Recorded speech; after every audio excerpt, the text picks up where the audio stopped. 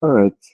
So, what do we do now? Do we wait? Do we go ahead? The turnout for these classes are so, how do I put it? They are so disappointing. They are not encouraging. I think last class was about, if I recall, 40 people we had on the call. So, but anyway, we have to do this.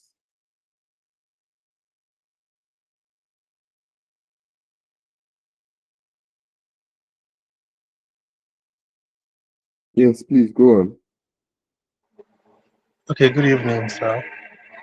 Good I think evening. some people didn't have the link or they didn't know we could rejoin with the previous link.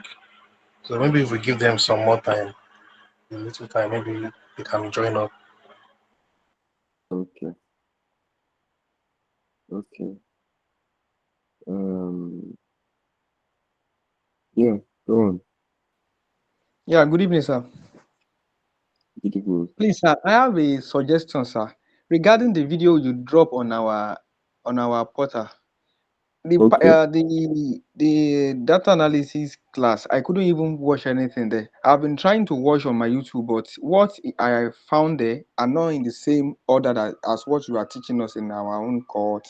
So I want to suggest maybe you can be dropping it on the YouTube for us too. I think because it's easier to watch on those YouTube channel than that our portal. I've not even been able to watch the one that you have dropped there because it will just keep on loading. And when I was trying to watch on YouTube, the ones I'm finding there, I could get there is not the same this thing as what you taught us in the last class. okay. I think the videos on the YouTube are the videos from the last course. Those videos on YouTube are the videos from the last course, right? Yes, sir. I think so. Yeah. So, okay. Now that one is not in my hands. So there is that Fabrica that will decide how they want to share the videos. But I would I will let Adeyemi know that Okay, sir. people are still having issues with the videos, watching the videos. So are Okay, you sir. the only one that had this issue, or everyone else had the same issue? I don't know about any other person, but I've been trying it since the day you dropped the video. Even till now, I couldn't even watch the video more than few seconds. Uh-uh. Wow, that's something.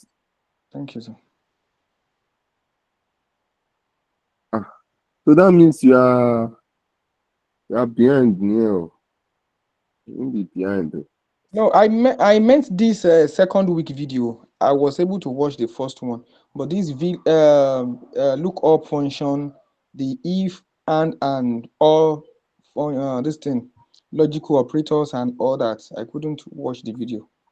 Mm, Yes. okay. Okay.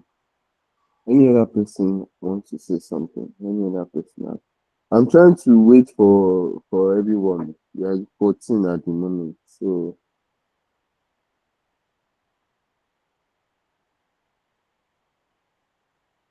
I think everybody can show on my screen. And that's I want to call the people on my screen. The people I'm be calling are people I've not heard their voice before. So most of the people here, I think I've heard their voice. Reviver, P. How have you been so far?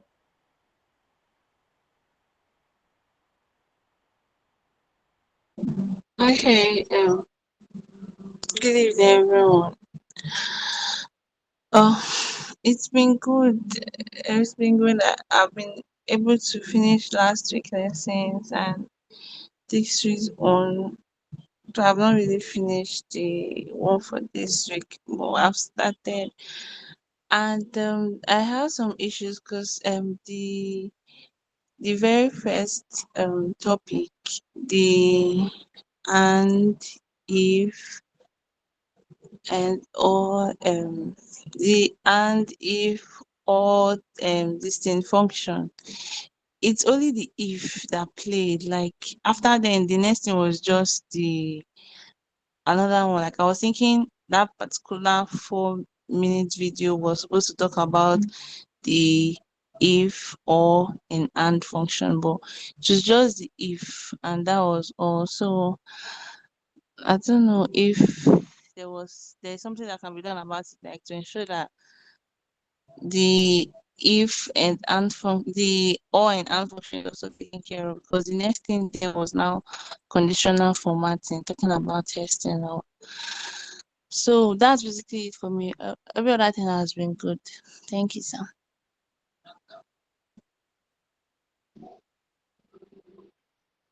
All right, thank you, Riva. Um, okay, yeah, I think I understand what you are talking about.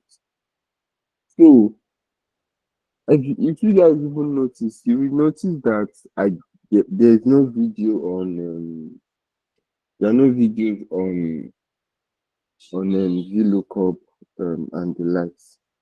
And the reason why is because in as much as we are doing this, I am doing this. When I was recording those videos, I felt like I need people to show up, which is why I moved.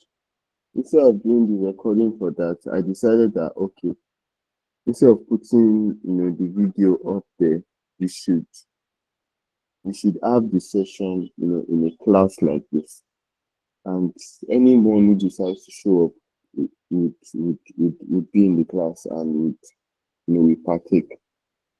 Because it's yeah, I know we had issue from the beginning and all, but I still expect the same level of dedication. Like look at it now, we are just 16 on this call, and I'm sure everyone knows that on Sunday 6 p.m. is when we have our class. So it doesn't do anyone it doesn't do anyone doesn't look nice. Yeah, let me put it that. It doesn't look nice when we put all these things there, and I'm sure it's because we've not done audits on the LMS. Some people have not even logged in. I can still see some people saying they've not been added to tracks and we are heading to week 3 and all. So I understand what you mean, Viva. So please, any other questions from the week? We can't continue to wait. So we just go on with this today. So any other question?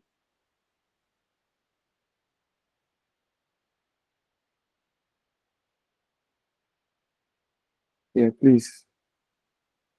Okay. I'm not sure if it's this week you taught us or last week, but I took a note of it. You taught us something on proper. So I was like, I just wanted to be sure. Can we use it for more than one word? That function. Okay, so you are saying if the word is in a cell, when you use proper, let me share my screen so that when I'm trying to look for that document that we use. Okay, sir.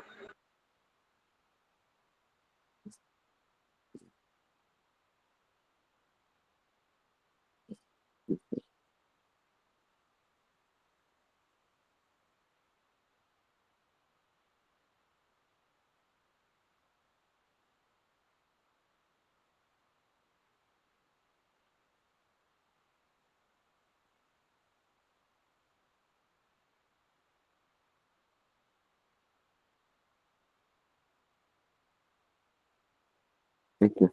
Let me know when you can see my screen. I can see your screen. All right. Okay, so proper equals to now. It can only work for when it is in a how do I put it now? I think this should be this one.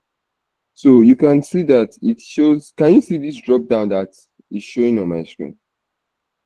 Yes, I Okay, I'm can. scrolling. Okay, you can see. All right. So proper, it's saying that it will turn the first, the first, our first letter when it is small letter, it will turn into a capital letter. So your question is that if you have more than one, if you have more than one word in this text, will it work? That's Yeah, what you're that's saying, Abby. yes. Okay. Let's see. Uh,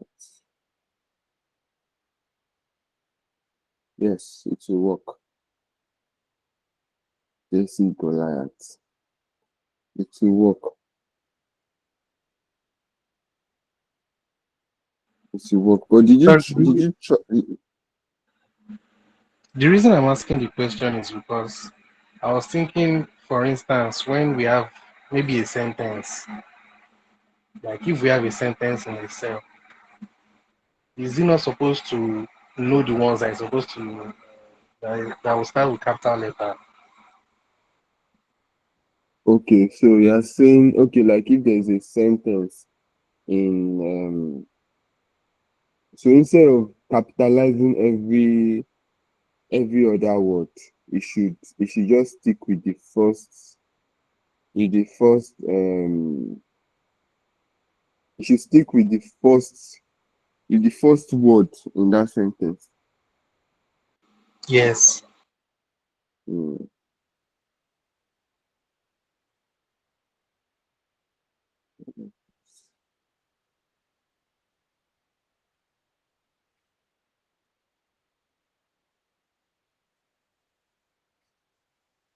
mm.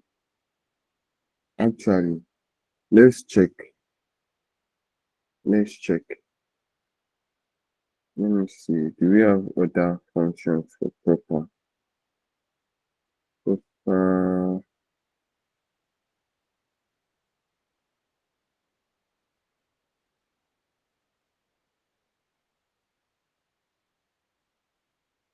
Hmm.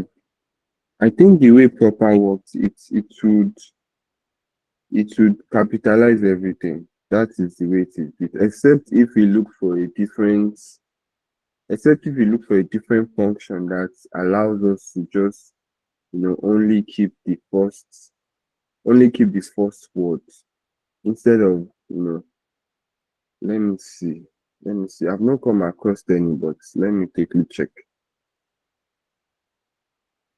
Okay.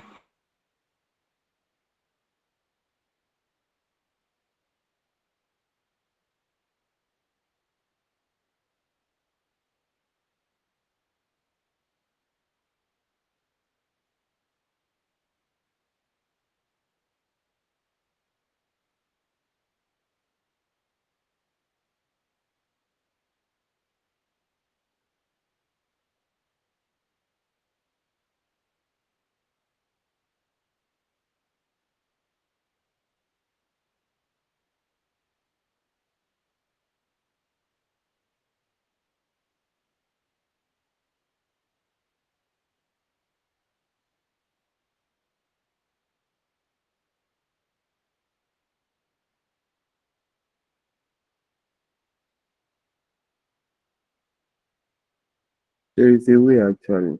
There is a way, but it's more complex. It's more complex. We'd have to use more than one. We'd have to use more than one. Um, we'd have to use more than one function.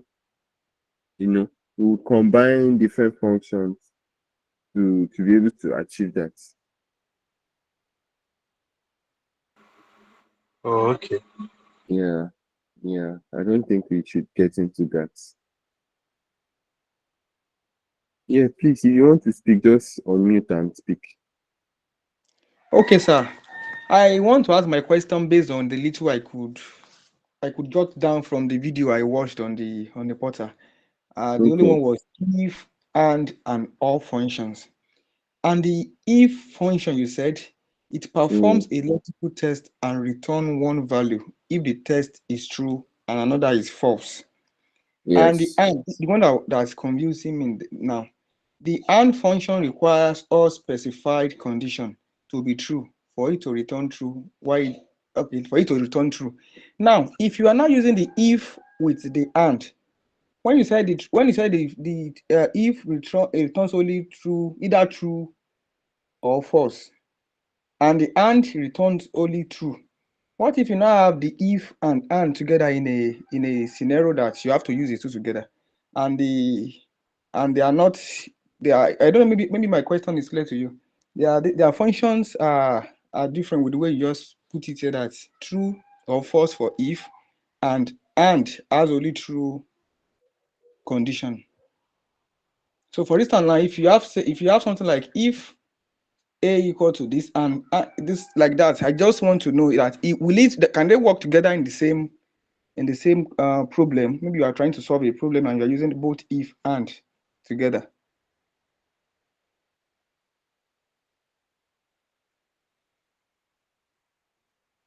Hello, sir.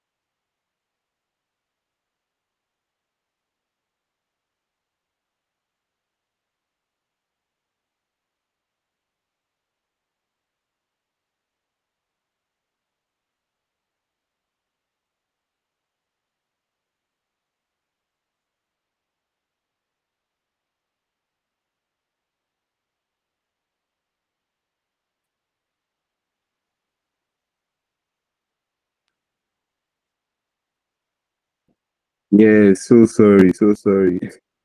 I was kicked out of the meeting. So sorry about that. Um, I think it was Ayomide that was asking this question, Abby. Yes, sir. Yes, sir. Oh, I am so sorry. So your question was on the and, right? Yes, and if. Okay, I please Let me go say again. generally the three, both if and or. Yeah. When what I saw there when I watched the video and I jotted down was that if is does with true and another if false. Is it that true or false? And you said and is always true, and all function true if any of the specified condition are true. So for it, let me just do without if and for instance that you have and to be always true. If you now have something that is maybe false in our if clause, or can I call it if function now, in our if function, in the condition of our in solving the problem, how am I going to connect it with this and that is always true? Okay. Or does it work together, sir? The first thing I would say is I think it was the explanation that was confusing. So the first thing is you see and if and or. What I mean by so for example, let's say you are looking at this is for and you are looking at a you are looking at two things. You are looking at two things, and two things are let's say you have true. You have true, and you want to check that okay, are they this true? Are they actually true? And you use the and function. Because you have true, it will bring out it will tell you that okay, your result is true.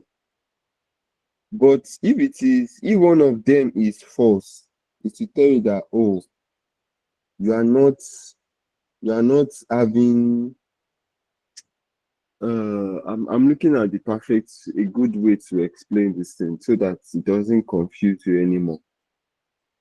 Mm. Mm. Okay, sir. I'm trying to look for a good approach to explain this. Ah, Jesus. Hmm.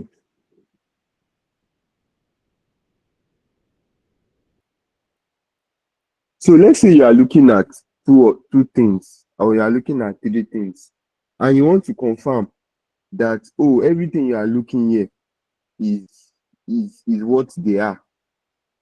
Instead of using if, and if for example now, if you want to specify more than one criteria for ifs, that means oh sorry, if you want to specify more than one criteria for if, you are moving into ifs.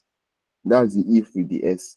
But a quick way for you to check is to use the AND function. So let's say you have, all right, I want to share my screen and use what Microsoft explained to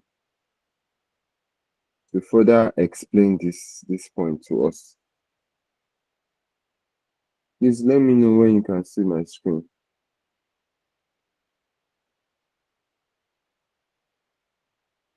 All right, perfect. Okay, so you can see that the first example we have here or the first thing we have on this page is an example of what is this?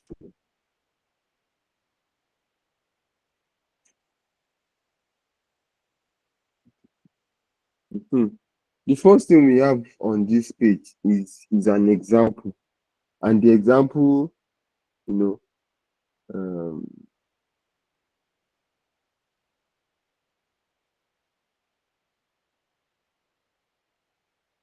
okay. So the first example here is saying equals to and true or true. It's saying all arguments are true, which brings us to the result of true. And it says and true false. It's saying one of the arguments is false, meaning it's going to return false. Now, I'm looking at this third and the last one. These are the true explanation of this. So we are saying 1 equals to 1. Yes, that is very true. 2 equals to 2. That is very true. 3 equals to 3. All arguments are true. Bringing out true for us. And lastly, equals to and 1 equals to 2, 2 equals 3, and 3 equals 4. One argument, even in this case, it is more than one argument. But as long as one argument is not true, it is going to be false. Now, a good example of this is, let's say you want to quickly check. You want to quickly check, you have a record that says, okay, everyone scored 100%. For example, hypothetically, everyone scored 100%, and your data set is large, and you want to quickly check, okay, does everyone actually score 100%? A quick way to check, there are quite a number of ways to check this. But a quick way to check would just to use to use the and function. So the and function is just basically for you to confirm when they tell you that, oh, the sky is blue. If you want to quickly do a quick check to be sure that the sky is actually blue, you just use the and function to confirm that, okay, as long as when they tell you that everything is true and you want to confirm that what these people are actually saying that, oh, it is true, and function is your friend. And the truth is, in quite a lot of, at least in the little years that I've used, I don't think I've, okay, I've used and, but it is quite um yeah, I think and if, yeah, you get to use it a lot. And if it is the all that you don't really use like that. But I hope this explanation is clear to you, especially that number the row 4 and row 5. As long as you are all you are doing, you are testing that all the conditions are true.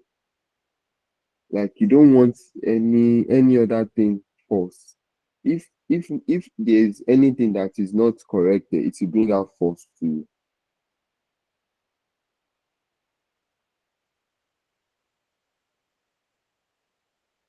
All right. The other example we have here is saying that, and A2, we all know that A2 is this column 50 is greater than 1, and also A2 is less than 50, is less than 100. This is very true.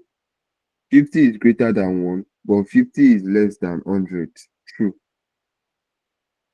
Then he's saying if and A2 is greater than or A2 less than A3, A2 is less than A3, true. Then A2 is less than 100, which is also true. Value is out of range. Okay.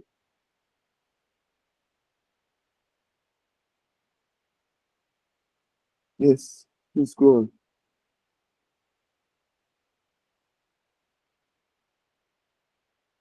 Deborah. Deborah raised up her hand. Hello, good evening.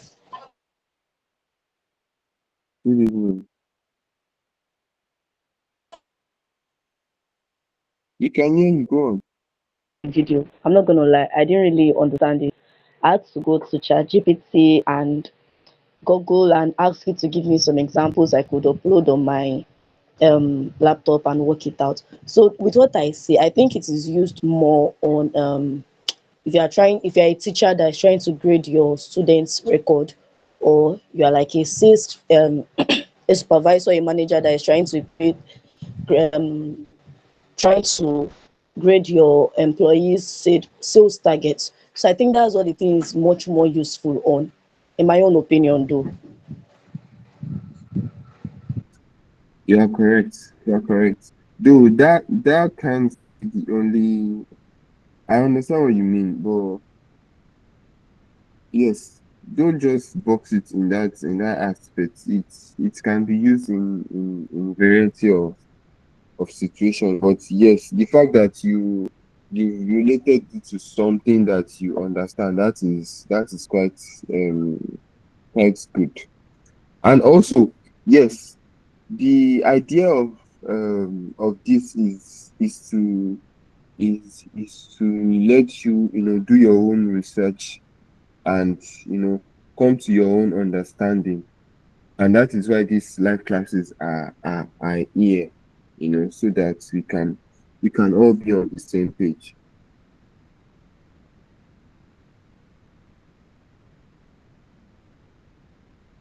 Emitayo. Yes, please. I'm just trying to understand what the values out of range means. Is it not supposed to give us false? Since this and patterns in A3 less than 100 and A3 is 100, it's supposed to just be false now. Okay, so because because this value is out of range has been specified in this formula.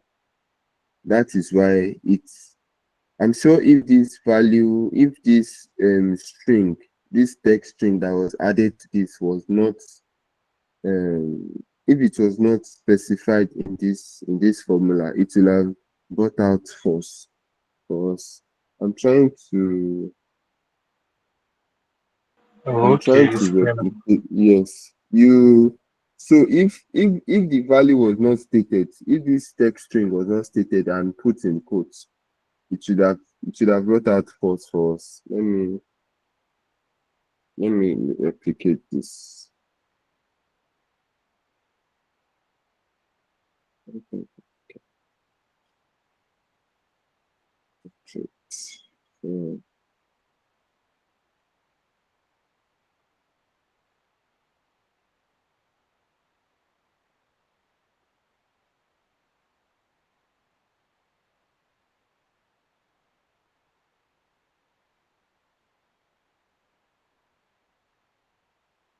does anyone have any other questions you want to ask?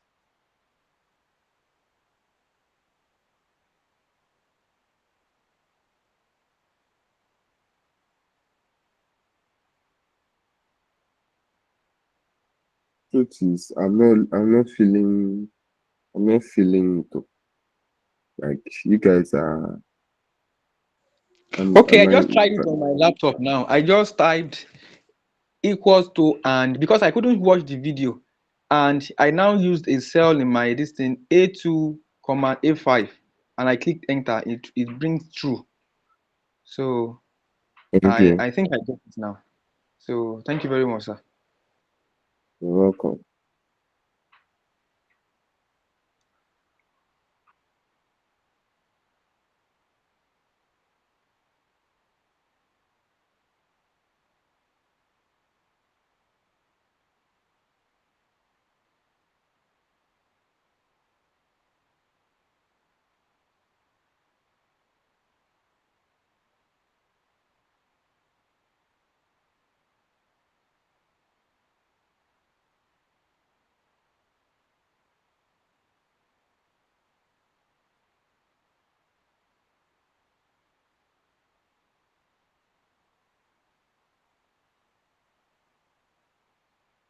Let me share this part of my screen.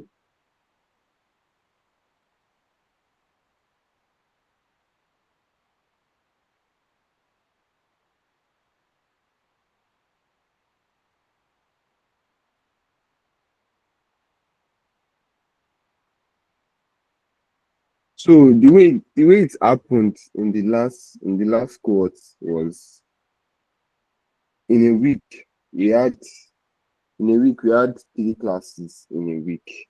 So we had classes on Monday. Yeah, I think Monday.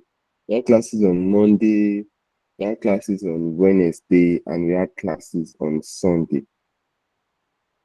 Now you can see that that was quite a lot of classes, and we it was taking a toll on people's time, especially the tutors that was giving out those lectures. And I think in those classes we spent about 3 hours each on them. So it was not sustainable at all. It was not sustainable. I will talk like this at the end of the class, my mouth will be so dry and painful, I mean. So that's why this new approach has to work. It will even work. So back to your question, Temi Dayo. So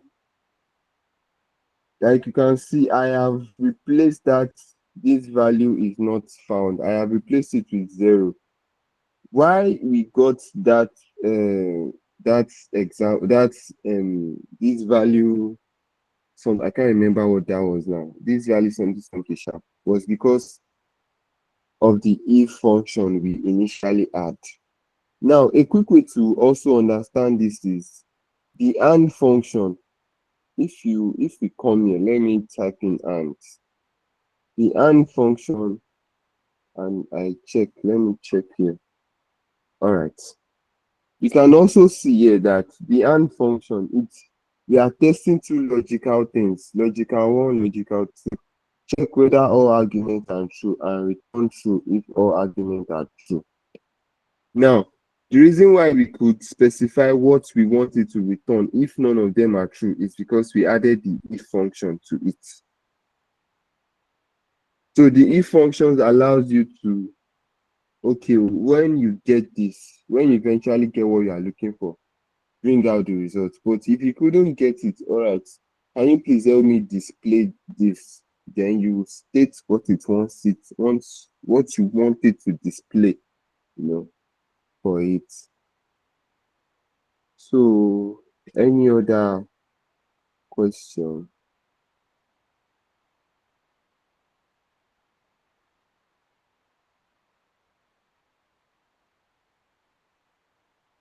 I don't like the fact that we are just 25 on this call.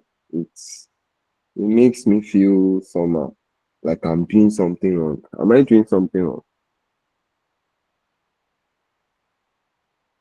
I'll be doing something wrong, honestly.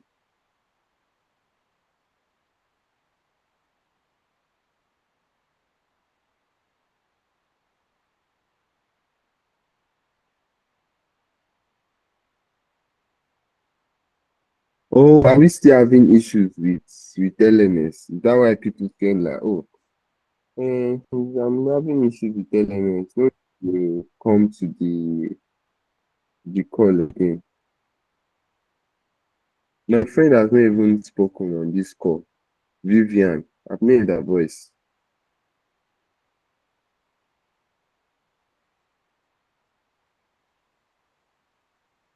Go on. Good evening. Good evening, Don Kiki. Good evening. Good evening, Good everyone. evening. I'm here. Good evening. Okay. All right. No problem. I'm just Yeah, Roots. I'm waiting for the lecture. And for now, I don't think I have Okay. any challenge. So All right. Um, about the attendance, I feel many people are not aware. Like someone mentioned earlier that we are supposed to use the former login details. So I guess one of those things that can help is said that they keep posting the login detail or they state it that we should continue with that because some people may not really know how to go about it. So that's what I think. Okay, I want to ask another question. Is everybody on this call, like when we sent a calendar invite? I wasn't. I just went back to the login detail I used before. Okay. I didn't get the calendar invite also. Just thought of trying Mm, the old. okay. sorry, the Mm, calendar I invite is think it for I don't know. a calendar, For what okay, is it maybe I for this was the class? only one that was, yes, I didn't for get this it class. either. We Oh, just got okay. I have the to this go thing to now, the the meet login details from Slack. Wow. Yes. Wow.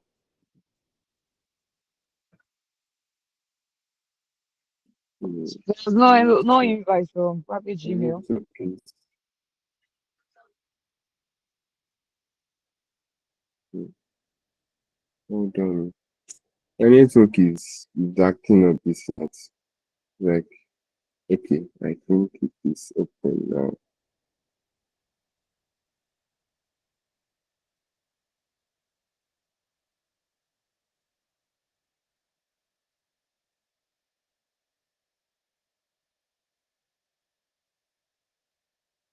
Okay. Okay. I think I understand what is happening. So, okay. So I think everyone should be added to the invite because that way, can we also hear me? All right. Yes, So Yes, we can. that can hear way, you. everyone will be prompted to join the call, and you won't have to be looking for the link up and down. Your phone would show you, as long as you accept, your phone would show you reminder. I think that's what we'll do. That's what we'll do. We'll send the invite to everybody. I'll make sure they send it to you. So from next class, you don't even have to be looking for the link up and down. It will just automatically remind you. It will remind you 30 minutes before the class, 15 minutes before the class, and when the class wants to start. So I think that's what we'll do. Because I got it. Maybe that's why I got it. All right. No wahala. Or maybe what everyone just do is, if I can't get them to do it, I can do that myself, and just all we just have to do is send your email in. Please don't send it to me. Oh. Let's collect it somewhere. Then I can have it at as a document or at once. I don't want to be receiving multiple emails. So we can all couple the emails together, and I'll add us to the I'll add us to it. All right. I am meeting your hands up.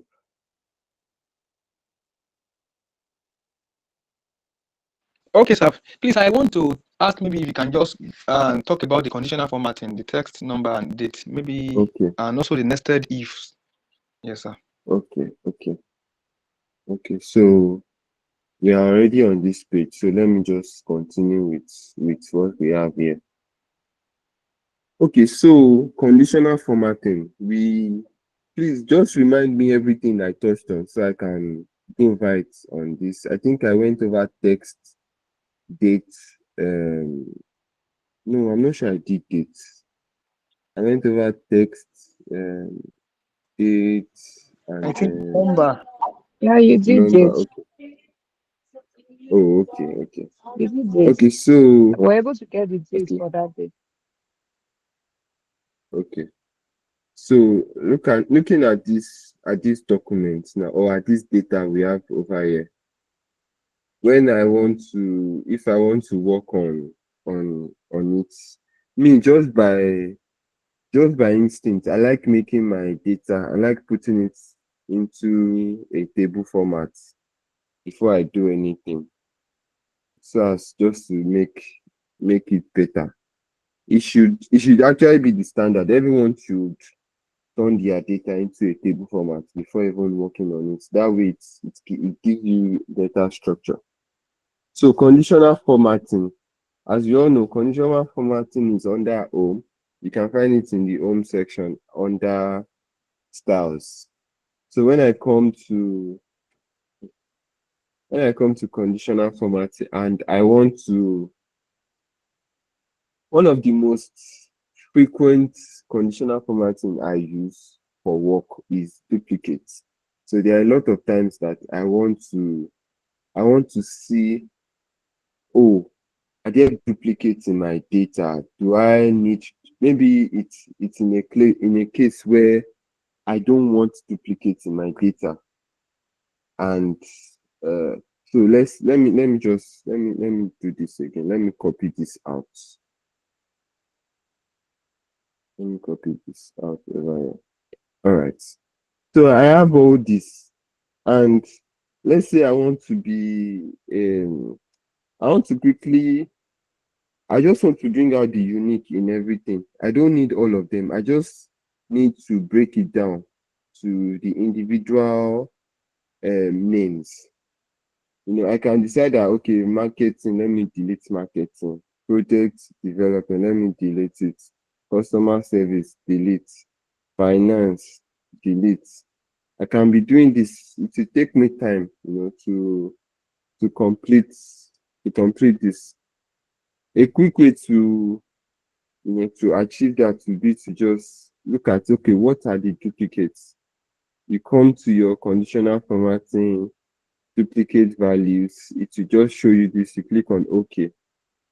You can see that everything is duplicated. Everything is duplicated. But how do we quickly work around this? I think this is outside of the class, but it's good knowledge. I can quickly come to data and remove duplicates. When I click on remove duplicates and I say okay,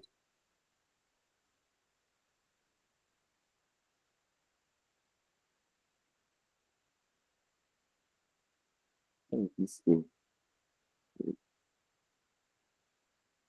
Please, you cannot hear me. I don't know what's wrong with this my network. Okay. All right. You didn't remove this one because I didn't have header. All right. So a quick way was that is a quick way, to just quickly clean your data. Now I have the individual names without any duplicates. And remember, the conditional formatting is still on this document. It has not gone off. If I add marketing to this list now, I'll get the coloration that we've stated. So that is just that. So that is the conditional formatting on checking duplicates. So let's say we want to look at this from a want to look at this from a style point of view. We want to style this. Oh, we have this 78, we have this 100%, but we want to just make it colorful somehow. How do we do that? We come to conditional formatting and we say, okay, color scales. So there are different options, as we can all see. There are different options. We can decide that we want to go for the one that is green, yellow, red scale, or we want to look at now. In this case, what it means is that it should give our highest number green and our lowest number red, and the numbers we have in between, it will give it yellow. And for this case, it is opposite. It will give our highest number red, our lowest number green, and the numbers in between yellow. And in this case, also, you get the gist, like the same pattern. And in this one, it's saying white green, meaning our highest number will be white and our lowest number will be green. So let me use this. This is the most common one because you always attribute, high figures or numbers that are close to success. We attribute it to green, and numbers that are, close to failure, you attribute it with red. So we click on that. Automatically, we have our conditional formatting on progress. Now you can see that zero is red and 100 is green. And this is dynamic. What I mean by dynamic is that it changes according to the number. If I change this 30% to 50, let me change it to 50. For example, let me change it here. If I change this to 50, you can see that the color scale has significantly gone up. Let me color this out. Yeah. I want to look at this from using a different color. So just like I explained, you can see that reverse is the case there. 0% is green, and 100% is red in this case, and 100% is green here. So that is conditional formatting on the color schemes. Then this is, I think this is about sorting. Let's try that out. Let's use this date required. Date required, top down, bottom, top 10. Let's put top 10. All right. So what this does is it shows us the top 10 numbers. So we quickly want to see, oh, what numbers makes it. We can look at it in different ways actually, but what this basically means is that all these numbers that are highlighted, they are among the top 10 numbers in this whole list, in this whole column we have here. They are the top 10 numbers in all the columns we have here. So meaning if I decide to change, and I think the highest number there is 60. If I decide to change this to 70, this 70 would also be highlighted. It will be highlighted. So meaning 70 is now part of our top 10 numbers. Then which other ones?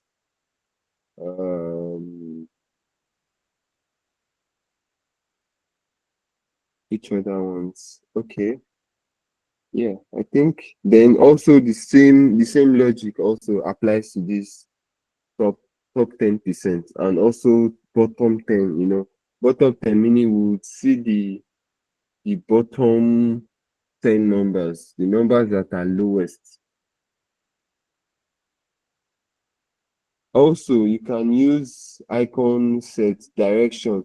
So let's say you want to we have a report at my place of work that we use this quite a lot.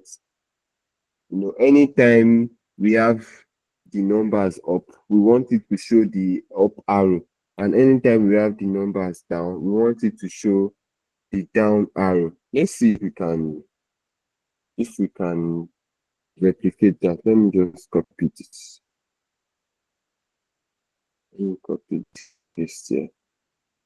And let me remove this label on selected cells. Alright. Let's add this. You can see what I am saying. So it's showing us that 70%, 100%, they are on the up, but 40% is in between, and 5% is down.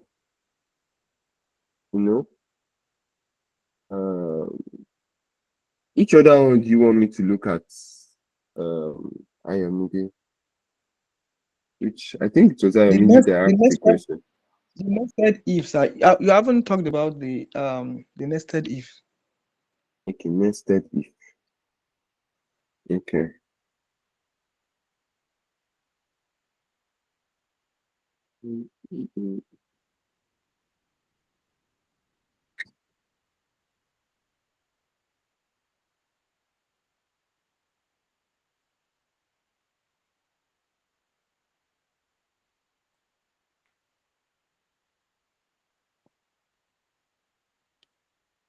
Okay. If if if it's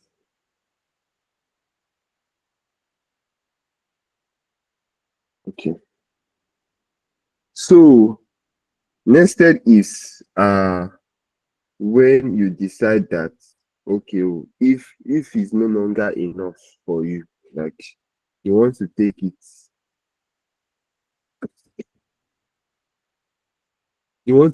further. Oh Jesus. You want to take it further. So what do we mean? You can see that for ifs here, for this if we can see that we only have one, you can only perform one logical test. Can we all see my screen properly? Now, is this thing Yes, visible? sir. We can see. You can see that we only have the ability test to test just one logical assumption, meaning we can't expand on what we want to test on.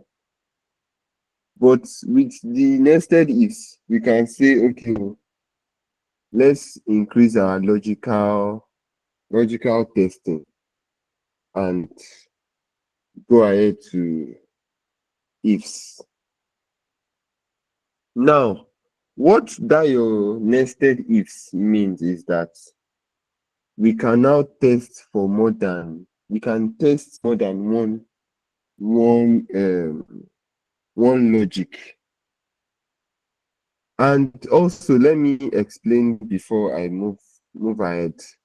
This is also an example of nested ifs. So when you have other functions within a function, I don't know if you understand, if you get that. Yes, sir. Do you get that? Yes. You mean the When and you and have, the if together? it doesn't have to be the and the if alone. It can be any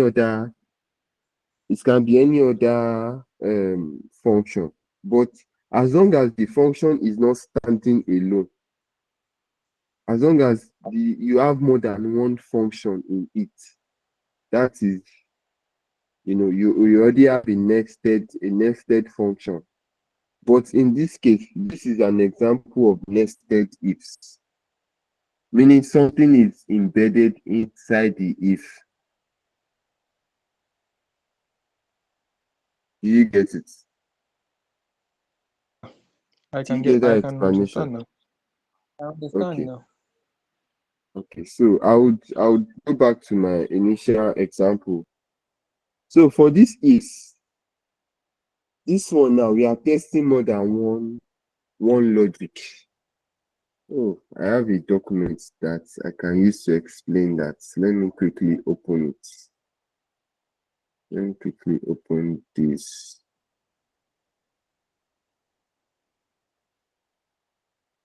Mm,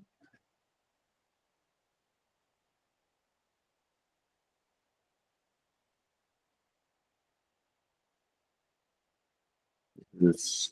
Hold on 1 minute. Okay. Yeah.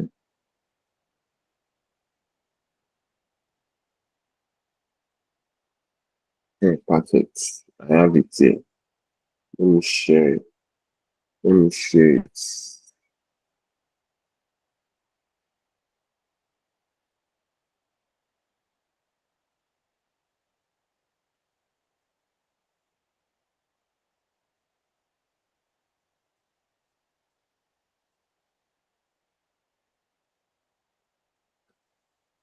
Okay.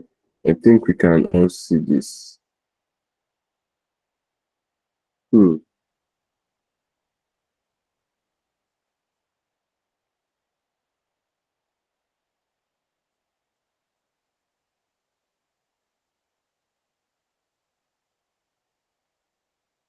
Hmm. So this is an example of just one if example. So we have different. I'm not sure I touched on this, but because I didn't use this document. Okay. So we also have other instances of if, like we have the sum ifs, we have the where are they now? Okay, we have the sum if, we have the average ifs, we have the count if, we have the max and mini if. So this, they do different things.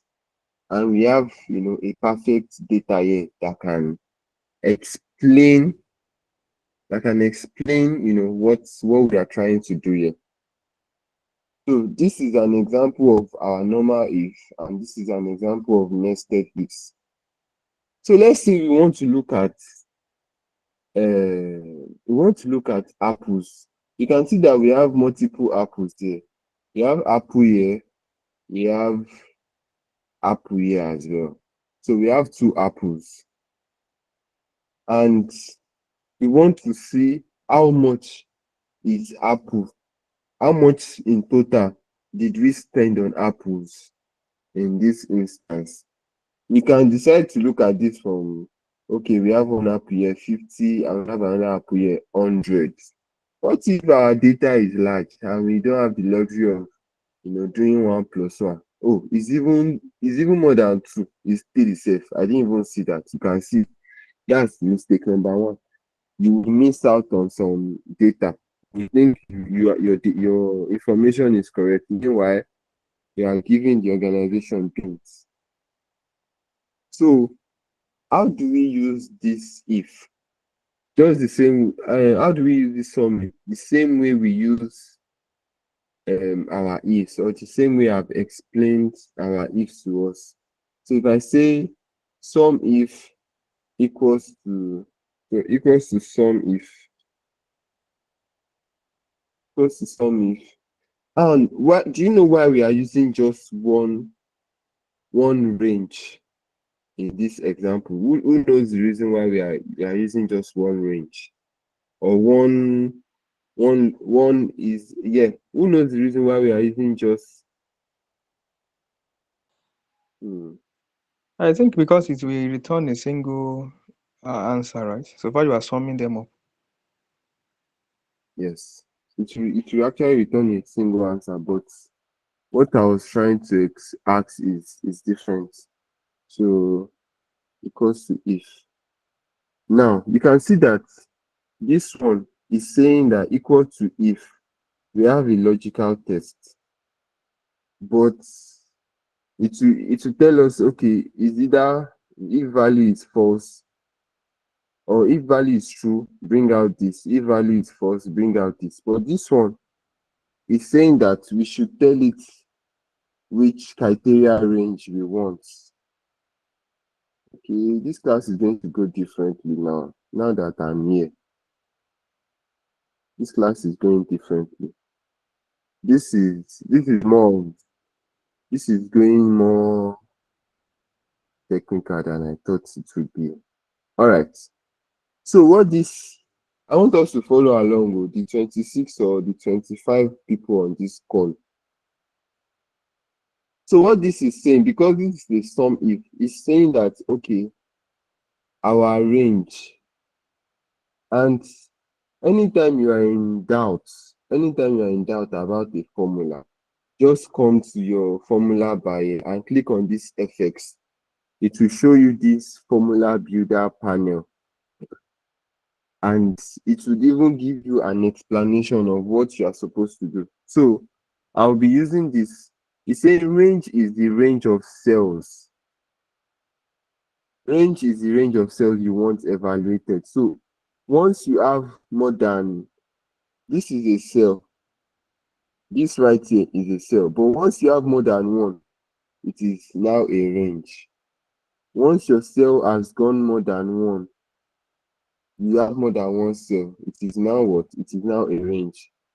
So range of cell equals to sum if. So sum if, what range are we looking at?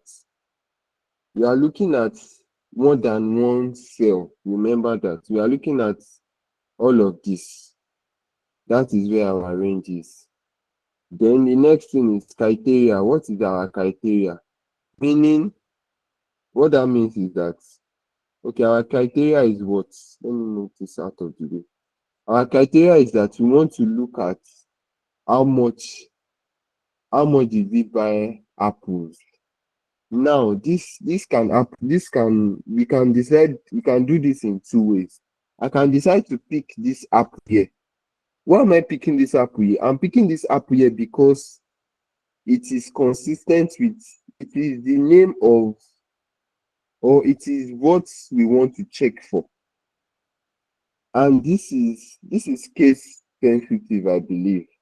It is case sensitive, meaning if we have small letter A apple. So let me just type this out so as to not confuse us. So let me say apple. Okay. My caps locks are on. So apples, I put my comma. Why is it apples? It is apples because it is apple we want to check how much we bought apples. All the apples we bought, how much we bought them, how much everything costs. then sum range. When you see sum, you should know that that means you are dealing with numbers. So we are selecting this amount range and you say enter. Now I get 150. Meaning if I check all of this, I'll see 50 here, 50 here, and 50 here. 50, 50, 50, and 50. Those three, that makes it 150. Now,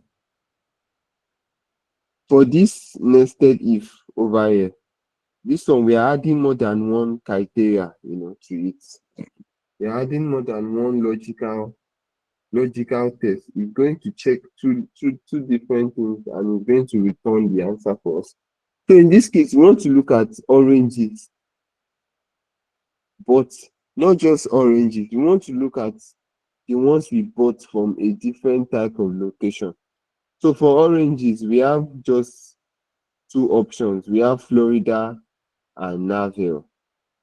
So let me just quickly write that out. I think this will be an assessment for us. I'll give this to us an assessment so that I want to test our understanding of what is being explained here. And trust me, it is not difficult. So I'm sure we can all do this. G17, I beg. I can't stress myself. G17. But now, please, if you have any question based on everything I've been saying, please ask. I would gladly explain. So oranges that were bought or that were sold in Naville cost 40 naira. Oranges that were sold in Florida cost 20 naira. I hope we are all on the same page. I've not lost us. If it's possible, I've lost a lot of people, but that's the purpose of this class, for you to ask your questions so and I can explain.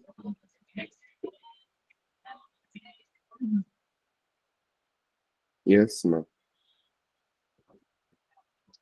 Okay, I didn't really get the sum if, right? It's kind of confusing to me. So I Okay. don't know if we can go over it again. Like the arrangement. Okay. So let me even read this. So some if lets you sum in one range based on all these things are English to probably confuse us further. So equals to sum if. It's saying what range do you want to look at? I explained range. I explained that range means when we have more than one cell, meaning we are looking at a range of data. So in this our case, range won't just be one cell, it can be two cells, it can be three cells. But because in our analysis or in our calculation, we want to look at the whole of this data. In this case, this is going to be our range. All the fruits and all the amounts is our range, which is why right here we have C3 to C14. This is C3 here. C3 is this apple and C14 is this 40. This 40 we have down there. Then it now goes further to say that, okay, what value or text are we looking at? Another thing I want us to know, I think I'll show us later. Because this is a drop down, we can select different options. Don't bother yourself with this yet, but the way this document was built, it's to show different examples. So if I pick oranges, for example, it will not work. Why didn't it work? It didn't work because when I selected my what is it called? My criteria, for example, the criteria I want to base my range on. Remember that whatever we pick in the criteria has to be in the range. So if we look at all these fruits here now, and I select, I say that, oh, the criteria I want to use is not in this, we will not get any answer. So the criteria we are picking has to be, in the range that we've selected. Then the last thing is our sum range, meaning at the end of the day, the idea of our calculation or our analysis is to check what is the price or what is the amount of a certain item, or what is the sum amount of a certain item in our range. So I will go over it again. So equal to sum if, now our range. What is our range? Our range is this. Our range is the whole of this data, C3 all the way to D14, comma. Now, what is our criteria? Our criteria says that it should be any of these, because we want to know what the price of fruits are. We can't know what the price of a price is. We can only know the price of a fruit. So I would say um I would say I'll pick this cell here, this cell C17, and I'll explain why I picked it later on. Then lastly, my sum range. And I say enter. Now, oranges, all of oranges here is 60, meaning oranges, all the value for oranges is 60. So if we do a manual check, I check here orange, this is orange 1, orange 2, and orange 3. You can see that we have 20, 20, 20, which gives us 60. That is for oranges. Let me oranges. No, let me select this. Oranges. Oranges equals to 60.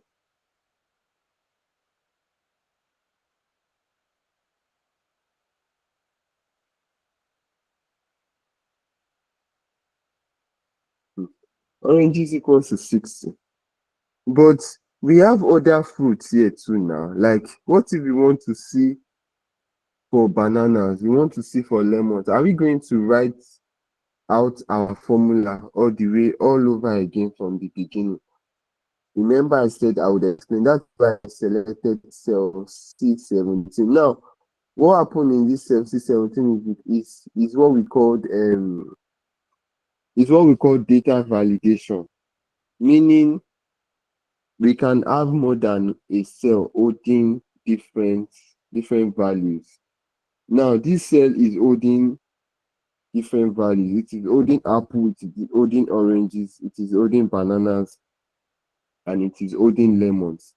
But because in our formula we've selected that our criteria is C17, meaning that whatever should come into C17, it would automatically calculate that for us.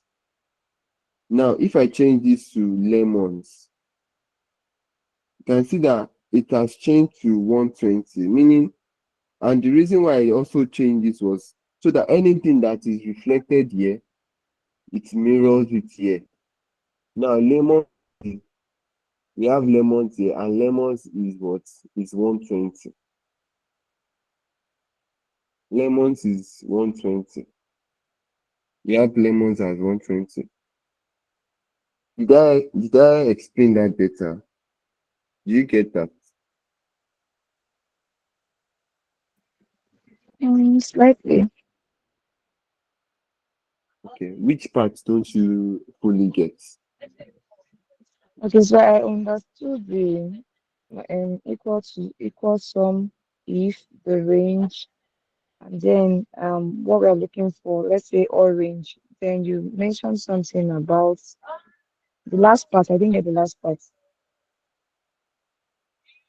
Okay. So some if um some if the range, what we are looking for, and then the last part, I didn't get that part. Okay. So remember the function says some if, meaning that when you hear some, you know that all of a sudden what we are doing is we are adding something up. Like we are adding numbers up. So the last part is the numbers we are searching for. When I mean searching for, the range of the numbers that contains all of our amounts, which is this thing is not even correct. Look this should be D3, D14. So the numbers we are looking for are in column D, but we can't select the whole of column D. We have to only select where the numbers are, the numbers that we are adding up.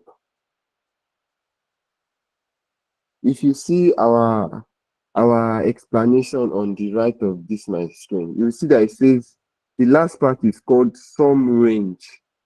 Sum range are the actual cells to sum, are the actual cells to add, are the actual cells to do our addition. Okay. Do you get that? Okay. So that is I why we've understand. select. Yes. That's why we. Are you talking to me? Oh, no. Okay. All right. So that is the range where we want to add together. We want to do our summation from. Yeah, I think I will give us a tax on this to just I think you see this document I would give us. We should work on this. It's nothing serious.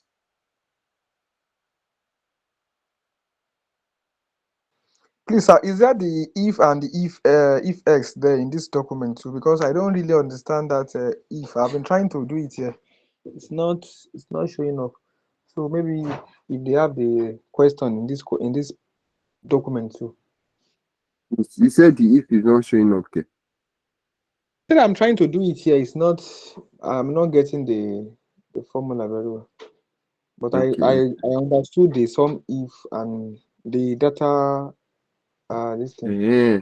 You understand some if, but you don't understand if. That's I strange. don't Oh. you just explained this sum if here now. I haven't seen the Yes. video for the if, so that's why I'm saying I Oh, tried okay. Okay. doing it, but it's not working. Okay. Don't worry. I'll give us a tax on this, even on the if. Yes. This stuff as if as well. That's if as well. Let me just use this to quickly explain. Let me use this example we have here.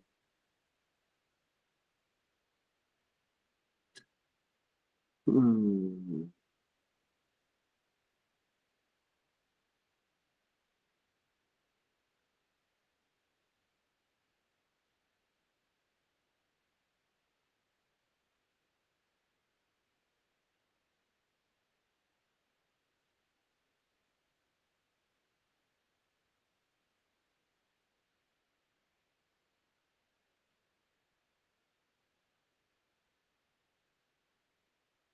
Okay.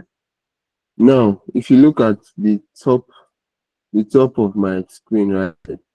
So this formula says equal to if. So meaning it's saying if C12 is less than 100. If C12 is less than 100. Now, what is in C12? Let's look for what is in C12. This is column C12. So 50 is what we have in C12. So it's saying if C12 is less than 100. So it's saying that, okay, C12 is less than 100.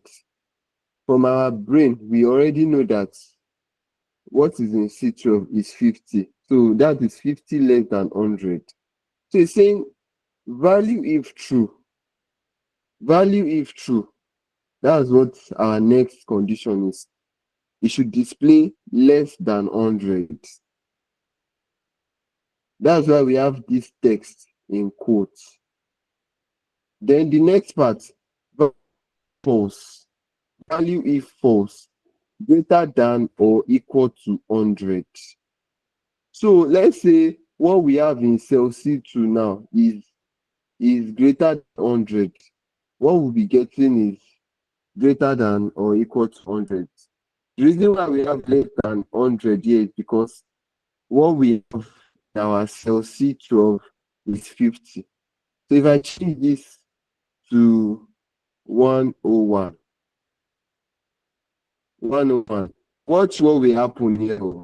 Watch what will happen here. It will change to greater than or equal to 100. That is how you use your if function. You use it to check. You first use it to check. You use it to check an argument. Then after checking the argument, you will now specify what you want it to display in case it is true, in case it is false. You get that, Ayomide? Yes, I understand it, sir. Now, thank you. You're welcome. You're welcome. Do you also understand? Are we also on the same page on this conditional formatting?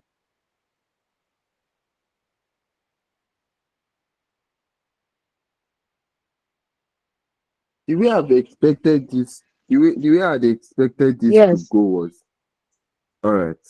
The way I'd expected this to go is, in as much as,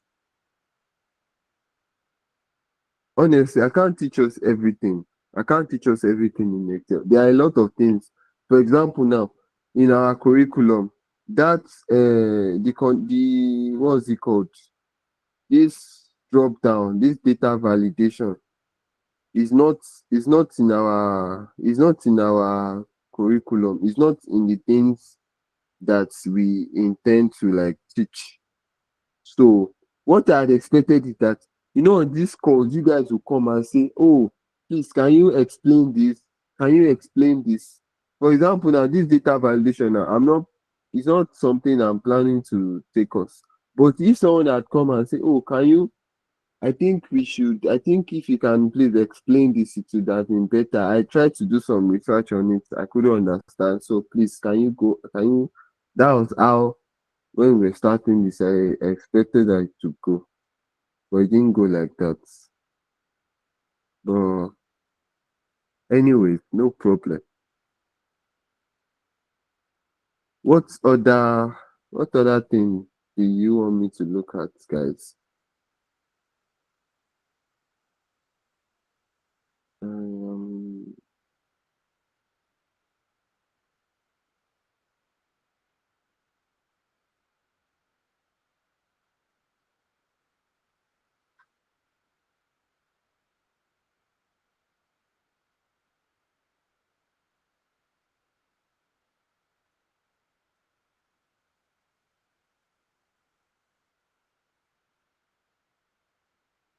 so somebody wants to speak.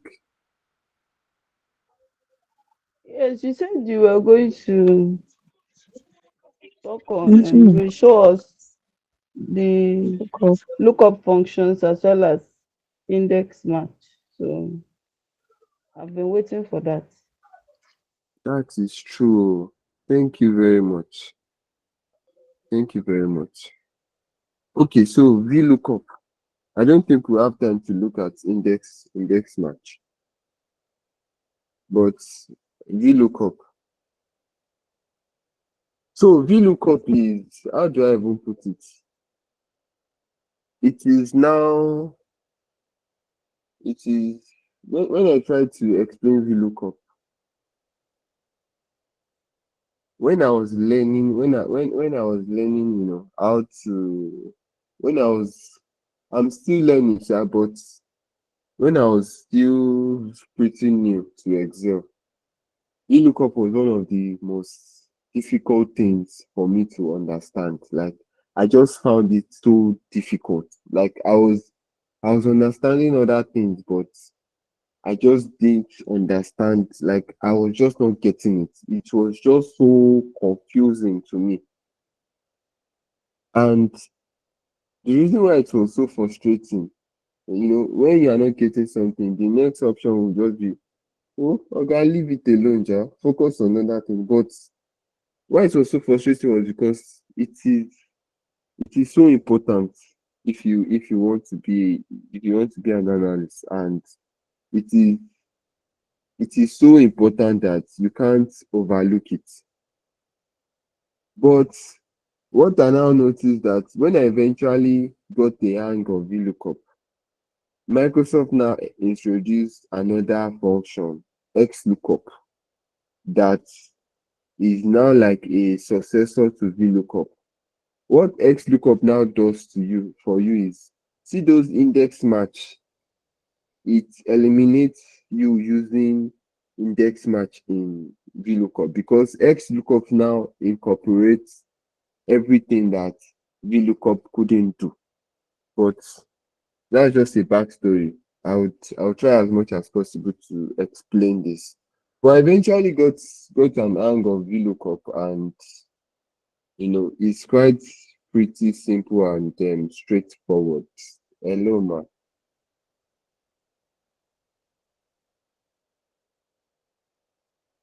Shade. Hello, sir. Can you hear me? Yes, sir. So I say yes, sir. Yes, we can hear you. Okay, so I'm saying VLOOKUP on my system, but there is no XLOOKUP, only HLOOKUP. Oh, that means your Excel is the old. You are using the old Excel. Okay, okay. So I think XLOOKUP was. I would I would advise everyone to actually get their laptops updated to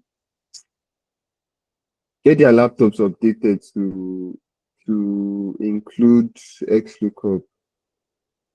Let's introduce,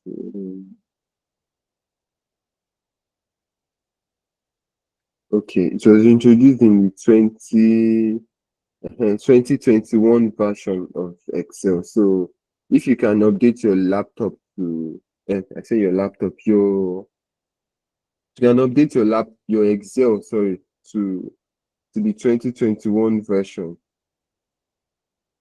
That is that is that would be good. Like I was saying, so XLOOKUP was created as a successor to VLOOKUP and HLOOKUP. So XLOOKUP literally takes over from whatever VLOOKUP and HLOOKUP would would do for you. So most times I don't want to like explain VLOOKUP. I try to like explain XLOOKUP instead, but I would explain VLOOKUP um and also explain XLOOKUP if you have the time. The index match, XLOOKUP automatically it takes away that roadblock. It fixes that for us. So VLOOKUP lets us look for a value on the column on the left. Now, when we say column on the left, if you are looking at this data, please can somebody tell me what is the column on the left? What is the column on the left when we are looking at this data? You can type it in the chat box or you can unmute and column on the left. Can we see him? Because I can't hear Fruits. anybody. Sorry? I said fruits. Which table are you Yes. using, I sir? can hear you. Okay. This table that I highlighted here, this one here. Okay. The one on the left is fruits that has apples, oranges, and so on. Perfect. Now, VLOOKUP lets you look up a value on the column on the left, then returns information in another column to the right. Now, it says that it will look up a value on the column on the left. It will now return information. Please, can you mute, please? Thank you. Now, it looks up a value on the column on the left. It will now return another information to the column on its right. So meaning if you look for a value here, it will return another value on this right. That is if it finds a match. If it finds a match, it will return it. But if it does not, it will not.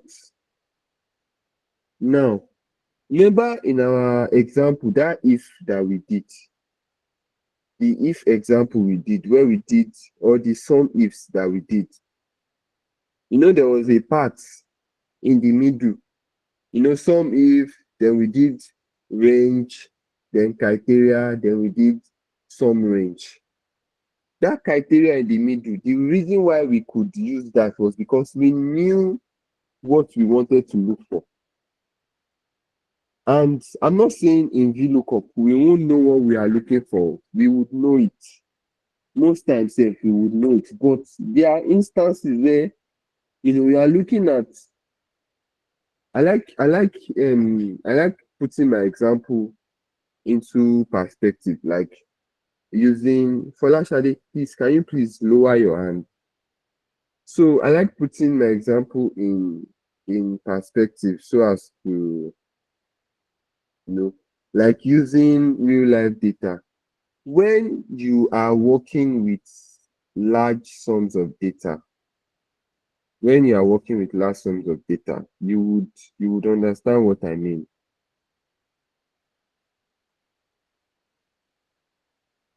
Let me quickly say it.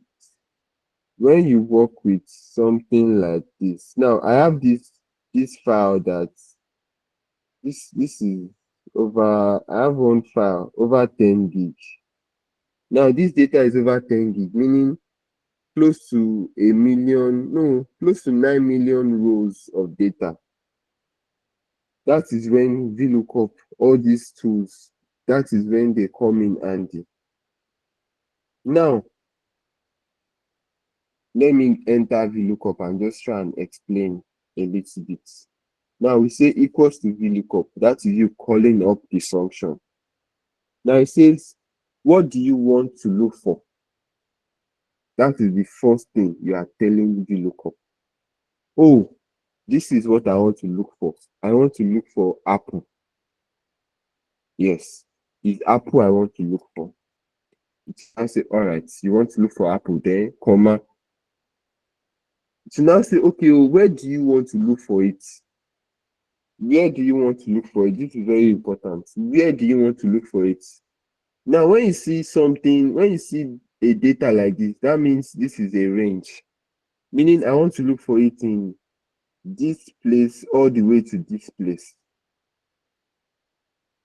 Now, remember I was saying that the column to your right, the column to your left, and it returns something to your right. It returns it from the column to your right. Now, what this two means is that as long as there's a column to your left that you are looking for something in, it means that there will be a column to your right that the answer you are looking for would be right. So, meaning that is why we have these two. That two simplifies that this is column 1 and this is column 2. So, meaning we want to return our example, our results should come out from column 2, meaning our results should come out from column 2. That is why we have this 2 right here. I need a better data. Now, do you want an exact or approximate match? We want an exact match. That is why we have chosen false. I don't think I've ever seen a VLOOKUP where we use true before. It has always been false. It is the exact match we want. This might sound confusing, but let's use an actual data to explain this. Let me use this data to explain this VLOOKUP better for us. So what do we want to look for? We want to look for will this data work? We want to look for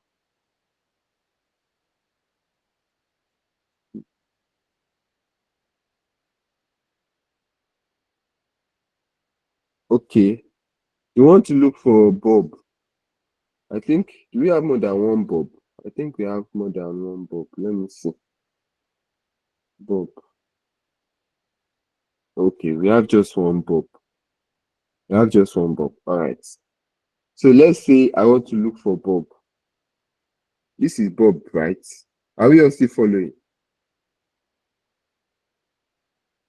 All right. This is Bob over here. We want to look for his progress. We want to look for Bob's progress. Yes, let's look at Bob's progress. Now, based on what I've explained, I know that what I've explained it might be different from what I will show you, but it is the same logic. So I say equals to VLOOKUP. I type out my VLOOKUP. Now, in our example, it says that what do you want to look for? Meaning, what do you want to look for? I already know that what I want to look for is Bob, right? I can do this in two. I can decide to come and select Bob here and select this. Meaning you can see that I'm getting C3. C3. Or I can decide to type out Bob itself and say Bob, B-O-B. I can say B-O-B. I'm expecting somebody to ask a question. I've been expecting it since that time we did some, but nobody is asking. Now, Shade, yes. So why we type in Bob and not C3? Okay. That's what I'm saying. We can do it. We can do this in two ways. Equals to VLOOKUP. Now let's say the reason why we are typing Bob is because let's say this is your data. It changes. Let's put it like that. Let's say this data. Let's say this data we are looking at over here. It changes daily. It changes daily. Yes. Let's say it changes daily. Let's say when you come to work in the morning, somebody in your sales department. Okay, I will use myself as an example. So one of the reports that I run in my place of work is every day I get to work, I'm supposed to send a report on how many generators were sold the previous day. And I'm also supposed to show who are the people who sold those generators. Now, we have quite a lot of sales people. We have about 50 sales guys. So let's say my boss now comes and say, okay, Okiki, every day I want you to tell me how many generator Folashade sold. So I'm supposed to send to my boss, this is the total number of generator Folashade sold for today. This. So let's say this is our sales data here. So let's say there's a day that Folashade didn't sell generator, meaning my data will show error if I had selected. So Folashade is showing on column C3. Column C3, for example. So let me complete this. Folashade is showing on. Let me complete this this formula, then I will explain, I will continue, I'll show you what I mean. So with C3 Bob, right? We have Bob in C3, and I say comma table array. Now, table array, in my previous example, table array, I said table array is all this table, for example, everything like this, from fruits all the way to apple. So, but because I am looking at um the salesperson, I will start my table array from the sales people. I will not bother myself with this first two with these first two columns. Why am I not bothering myself with it? Because I don't have any business with them. And VLOOKUP looks at your data from the starting column, from column C, from wherever you start from to the right. So it starts from here. And because it's Bob I want to look at, Bob is on column 6. It's just okay for me to start from column C and look to the right. So I'll select all this. I'll select all this all the way down. Now, this is my range. This is my range. It might actually look confusing. I understand, honestly. Like, I'm not even joking. But let me continue to explain. Now, column index number is this part. These two here, these two over here is, if you find it, how many columns to the right do you want to get the value? Which is telling us that column index number. Now, you know that when I wanted to start it, I said we want to look at Bob's progress. We want to look at Bob's progress, meaning I'll now count from the beginning of the column to the right. So this is column 1, this is column 2, this is column 3, this is column 4, and this is column 5.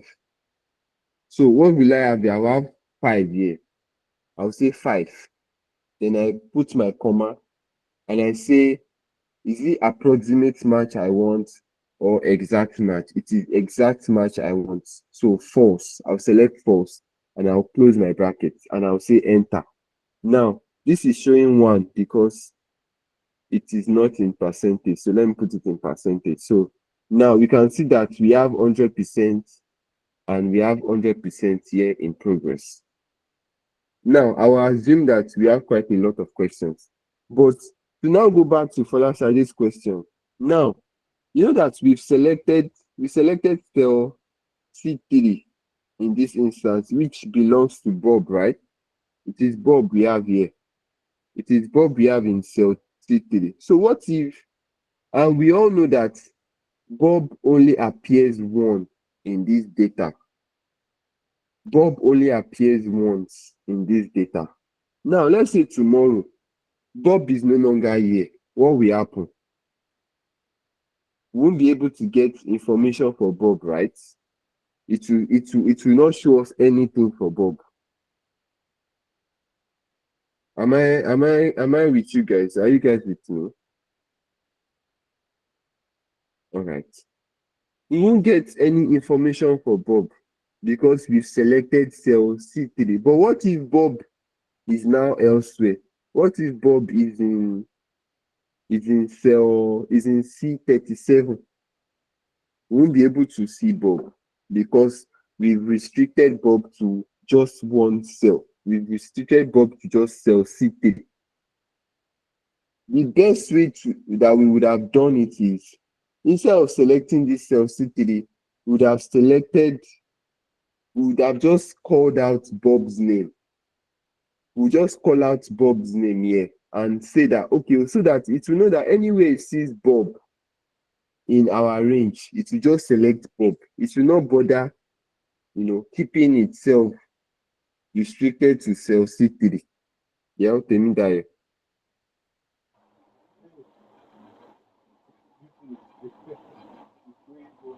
We can't hear you.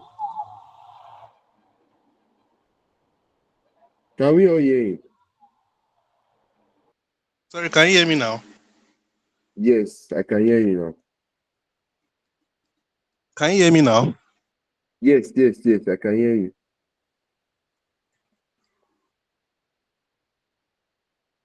We can hear you. We can hear you.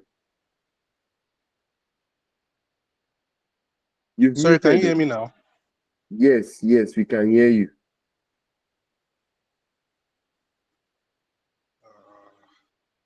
We can hear you. Can you hear me? Can you all I hear me? don't know why. Okay.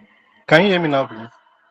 We can hear you. We can hear you. Oh, okay, okay. I was the one that could not hear you. Sorry. I had to connect to another an external Okay, listen to hear clearly. Okay, I said this okay. thing is a bit complicated, like you mentioned. But I'm just saying that when we do that VLOOKUP, now we're having more than one mark on this place or more than one Kevin, for instance. Will it not affect what comes out? How would we know? I'm looking at how to put that question. How would we know which mark is which? Because if we are um, saying, okay, it's going to bring what is in front of mark to where we put our formula, is it not going to, as a system, is it not going to have mistakes to pick one mark for the other mark number, for instance? That's my question. That is a very, very brilliant question. Like now, why did I just say that? Why did I say that's a brilliant question? Because like I said, VLOOKUP had a lot of limitations. And this is one of the limitations that VLOOKUP couldn't handle on its own. That's why we had to, when you are doing something like that, you would have to introduce index match, meaning you would have to find, you would have to find which position is it supposed to look at, because when this thing search, for example, it searches for it from the top, so meaning from the top. So if you have two bulbs now, it will only look at the one at the top. It will not look at, if you have bulb at the bottom, it won't look at that. So we have to now infuse index match to be able to now say, okay, I don't want to just look at the bulb on top, I want to also look at the bulb under. Now, now that, yes, that is, I don't want to even explain index match because it will complicate this further for us. But I would provide is I will explain the alternative solution or the best solution for that. But based on my explanation on VLOOKUP, does anybody have any other question? What's the time, sir? We have just 8 minutes. Does anybody have any explanation? I said explanation, sorry. Any other question? It's complex, so it's very, the thing is very,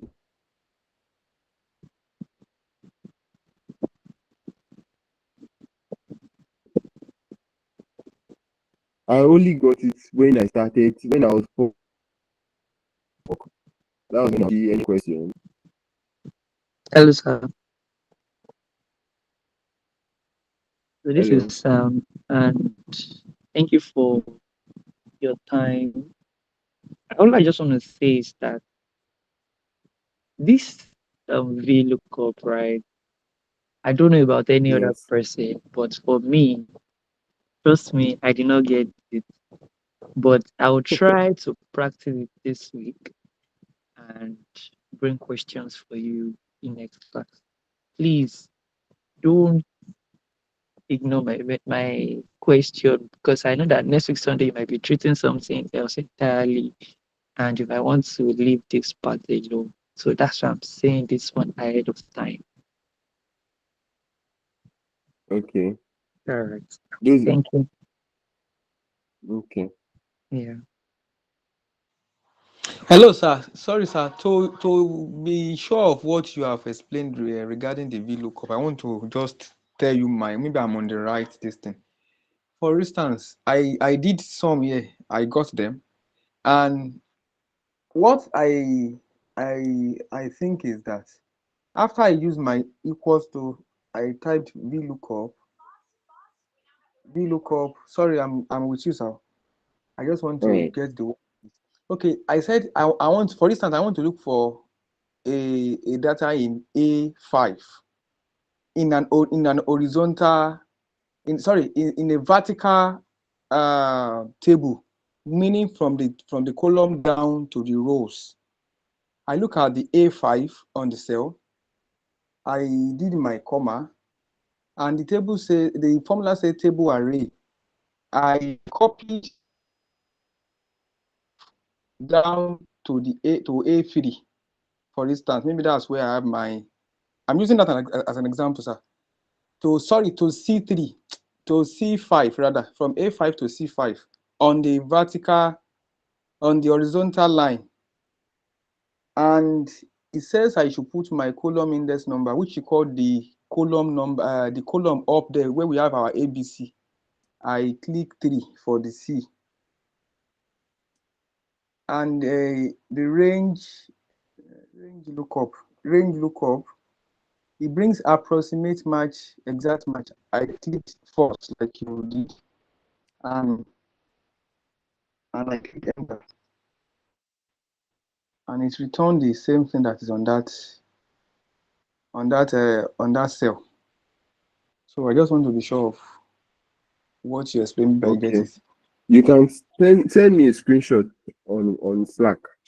Send me a screenshot. I'm not sure I get it, but so as not to delay us on this call, just send me a screenshot. Yeah, Folashade, go on, please. Oh, Temi that your So hand is raised first. okay, so I know we are going to have more questions as Yes, I still have most other of us questions. don't understand it very well yet. So if we practice during the week, can we ask you questions on Slack, or we should keep all our questions till the next live session? Ah, honestly, I don't think I will have time for next live session. And what Samuel was saying, it was when he was saying it, I begin to think about it. Because next live session now, I already have what I want to do in that class. The only other thing that can happen is, hey, I don't want to put myself in this box, but the only other thing that can happen is if you have another class during the week. That is the only other that is the only other solution. I can't think of any other way. If you That is the only other way, because next week now I want to move to pivot tables. It's pivot table we are looking at next week. So that's what I would want to like focus on. So the only other option is if we have a class during the week, maybe on a Thursday or Friday. Thursday. So I think Thursday would be fine. That's the only other way. And if you also don't mind, we can extend the class by maybe another 30 minutes if this doesn't end. I hope it doesn't kick us out though. I doubt it will, but we can extend it. I can extend the class by 18 more minutes and see where we can get to. But I wouldn't want to treat this again on on Sunday.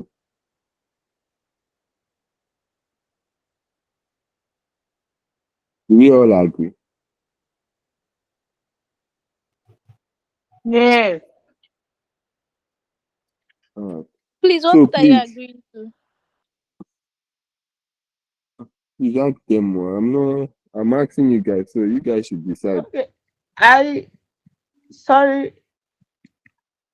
Before you explained the VLOOKUP, you made mention of how complex it is. with H lookup. But you also mentioned that X lookup was released and it's way better than H and V lookup. So I was just thinking, maybe looking at the complexity of the V lookup, we can channel our energy towards X lookup, which although I've tried Yeah. it, it's Are way you saying easier than we V and X lookup, V and H lookup. So are you saying since so are it you is saying we should not learn VLOOKUP like this because you have a better alternative? Eh? no, Eh? not that I have a better. No, you yourself mentioned it that X lookup is better. So if it is better, then I feel I'm just saying we can spend the next like 30 minutes to practice that better one. And since it will work, and we will Okay. not have to start cracking our brain for the lookup. I don't know. All To right. save So our do you know energy. the reason why I included VLOOKUP in this curriculum, even when I know that we have a better alternative? I would give you one perfect example. So there's a software we use. It's sort of like a database software, but it's old. It's old. It was introduced when my like it was introduced I think over 10 years ago in my company. And you know the way companies can be now, sometimes they don't want to spend on infrastructure. Even if they want to spend on infrastructure, it might take time. It will take a lot of time, it will slow a lot of things down before they can migrate to a better system.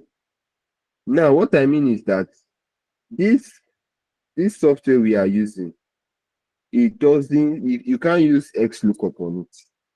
That was why I said I had to learn VLOOKUP by force by fire. Like I had to know it eventually. That's why I always take my time to explain it, because it was it is very, very popular. Like a lot of system uses it. And it is important to just know the ground level understanding of it. Doesn't mean once it is in your head. Nothing can take it out. But I totally understand what you mean. We can channel our energy, on the better one. And I would want us to also, not because that's why I don't want to just jump into X. I wanted to explain this so that we can get a good grasp of it. Not that when I explain X lookup now, we would all of a sudden betray VLOOKUP. Oh. I'm standing up for VLOOKUP like this. I want us to know it to a certain extent. Then also focus on X lookup. Yes, yes, I'm fighting for VLOOKUP. So X lookup, you guys will be amazed by how fast and how quick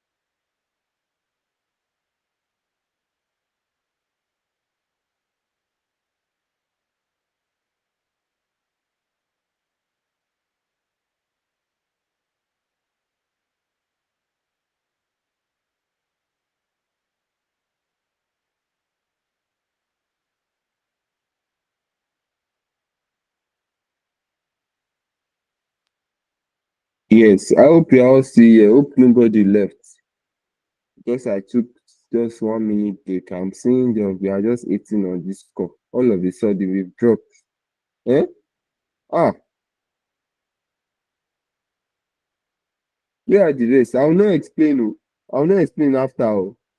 Once I don't when I explain on this call like this, I will not come back to it after. Oh. All right. Sorry, I think they because me I logged out too as well. I probably thought it was network issue or something. So I thought that's what happened for every other person. Thank you. Because at the time we're not hearing you again. So logged out.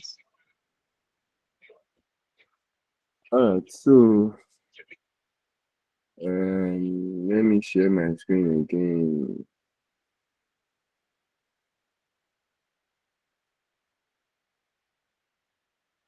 Okay. So I'm not threatening you guys. Though. Do you know what it takes to be talking for more than 2 hours? It's not easy. Oh. So yes. So for VLOOKUP, you remember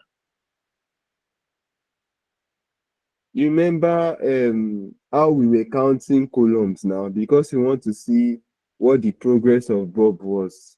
How we're now counting columns from column 1, column 2, column 3, column 4, column 5. So what if and there are instances where you have data that goes all the way to like their Excel takes 16,000 columns. That is how much columns can fit into Excel. 16,000 columns and over 1 million rows is what Excel can take. So imagine you now have to start counting. Where you want count reach? Like how you want it to am. So now explaining XLOOKUP. I don't have a document for XLOOKUP at the moment.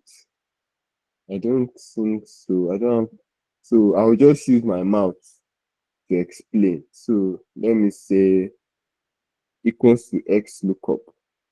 Now I'll use this. Please, if you cannot see this, let me know.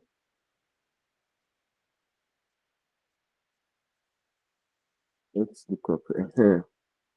So it says searches a range or any array for a match. Searches a range.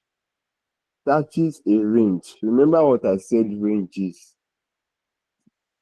Searches a range or an array for a match and returns the corresponding item from a second range or array. By default, you see, by default, an exact match is used. You can see that from the beginning now, it already tells us that one in VLOOKUP that will be choosing is it approximate or exact. It eliminates that already. It's telling us that by default, it is the exact match it will use. No need for us to be telling it, oh, use approximate, use kinikon. Now, the options, look up value. That is the value we want to search for. So in this our example, um it is Bob we are looking for. In this our example, it is Bob we are looking for.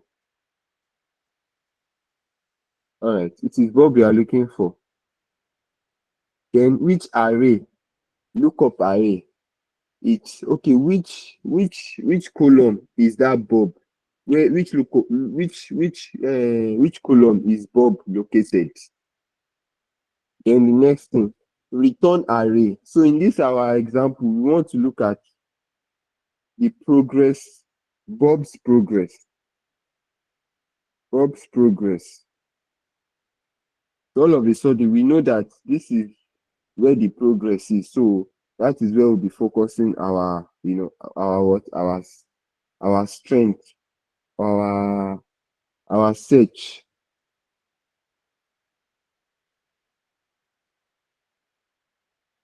Let me just search for it here. It's stressing. Now you can see that it goes further. It says, okay, if what we are even looking for, if we don't find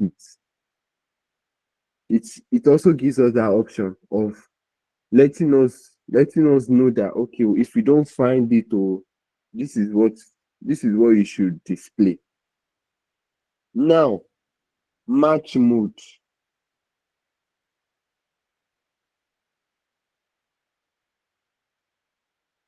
Match mode. Let me skip match mode. Search mode was the question, I think Temidayo was the question Temidayo asked. Search mode. Now, by default, it will show us the first result. But let's say we have more than one bulb. If you have more than one bulb, we can now specify that, okay, oh, don't just search for the first one. Go down and search for the rest, or return the fifth bulb or the sixth bulb. That is VLOOKUP explanation in a nutshell. So let's work on this. So VLOOKUP. Now, what are we looking for? We are looking for bulb. I'll just select this bulb here in L7, comma, or I can just write bulb. Let me write bulb. Lookup array. I know that this is where bulb is. Bulb is in column what? Column C. So I'll select C from the top. Now, return array. Where is progress? Which column is progress? Progress is in column G. I'll select G and I'll press what? Enter. Press enter and voila, I've gotten my answer. Can we all see how quick and fast that was? Like, all I needed was just 3 explanations, 3 inputs into the system. I don't have to be counting column from here to there. So even if our column we are looking for is all the way down, all I have to do is just select it. I don't have to be counting column up and down. Now, we selected this bulb now. This is dynamic. If I change this to ethan, this number is supposed to change. This 100% is supposed to change, except if ethan is also 100%. Okay, ethan is also 100%. So let me look for somebody that is on. Okay, Calvin. Let's use Calvin. Calvin is 40%. Calvin. I think that changed. Oh, sorry. I forgot that I changed this to Bob. So let's just use that. Let's use this column for here. You can see that it is dynamic. It's-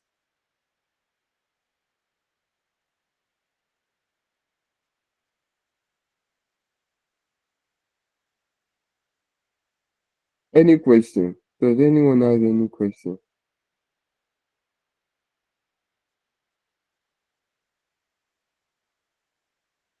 Okay.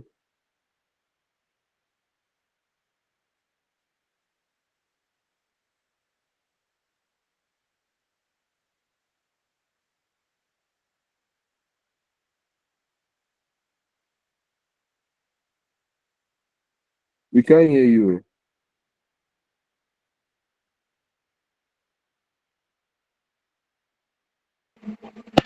Hello, can you hear me? Yes, we can hear you now. Okay, thank you very much for the explanations. I think this X lookup is a bit faster. But I just have a question because the details you are showing us, or the data you are showing us, they are lined up from up to down. What if these data are lined up from left to right? Can we also use VLOOKUP and XLOOKUP for these things? Okay, like the name says, VLOOKUP. That V, that V you are seeing, it means vertical lookup. And H lookup, that H you are seeing in front of it, it means horizontal lookup. Now, what X lookup does for you is that it eliminates all those. You can now search horizontally or vertically or any vertical you want to search. X lookup dey for you. You get it. Yes, thank you very much, sir. You're My welcome. second question is, if we want to use this formula, or yeah, let me say this formula to bring in, maybe for Calvin, we want to bring in two rows, two columns, two lines down. I don't know if I'm calling it the right thing. Is it possible also? Maybe we want to get two, we want to extract two lines or two, like the 100% and maybe the dates at the same time. Okay, at the same time, is that possible? No, no, that's not possible. So you want to get, so for, let's say Bob, for example, you want to get the date and the progress Yes. using just one function. Hmm? I'm thinking if maybe the same function can be duplicated and we just double click, because we are just doing for one. If we have, like you mentioned, these things are used for a lot of data like that. So I'm just thinking around that angle that, okay, for instance, I have like 1,000 names and I have two um two different columns I want to bring out. That's why I asked the question. Yes, you have to write the the formula twice. So Okay, thank you. you're welcome.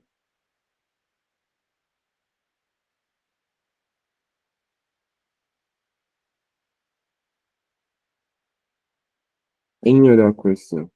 Do we get it? Do we get my explanation?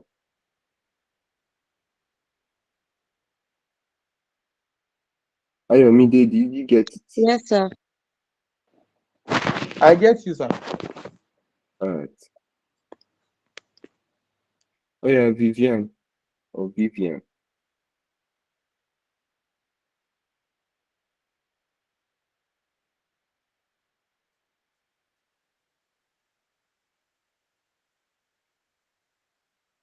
We can't hear you if you're speaking.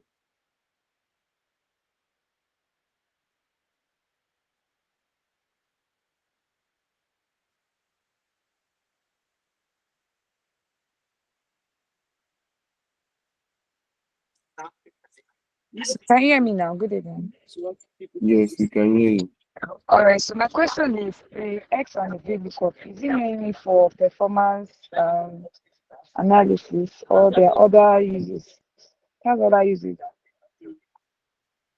There are other uses. There are other uses. You can use it to. So one of the best example I can think of right now is, so I am trying to.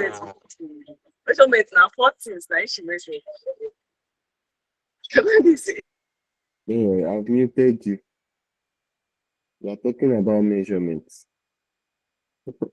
So one of the things that I use it for on a daily, for example, is what do I use it for that I can remember very well, very well. Yes. Okay, yes, yes, yes, yes, yes, yes. So in my role as a pricing analyst, one of the things I do that is I get prices from all over, maybe from our internal teams or from external teams. So I want to put those prices on the system. So let's say these are the prices, for example, that I got from external system. And um Yes, let's say these are the prices that I got from external system, and I am trying to. So after uploading the prices, after putting the prices into our system, but I also want to check that okay, what I have uploaded into the system is is accurate. Like there were no errors in the process of uploading those prices. I can I can use XLOOKUP to ah, let me see. Do I have any file open that has this? No, let me just copy this one. Let me copy these three cells and put it in this cell.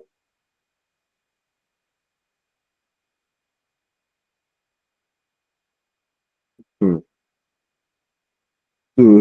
So let's say these are the new prices. So let's say these are the new prices. And these are the old prices. Hmm. Old prices. Hmm. Old prices. Now, there might be an issue thinking about it. This really won't work. Why? Why did I say that? Because I have some, for example, there are two. So meaning if I should use XLOOKUP now for this mark here, if I'm to look up this, I can see the limitations I have here already. Oh, this won't work. But in situations where this has to be unique.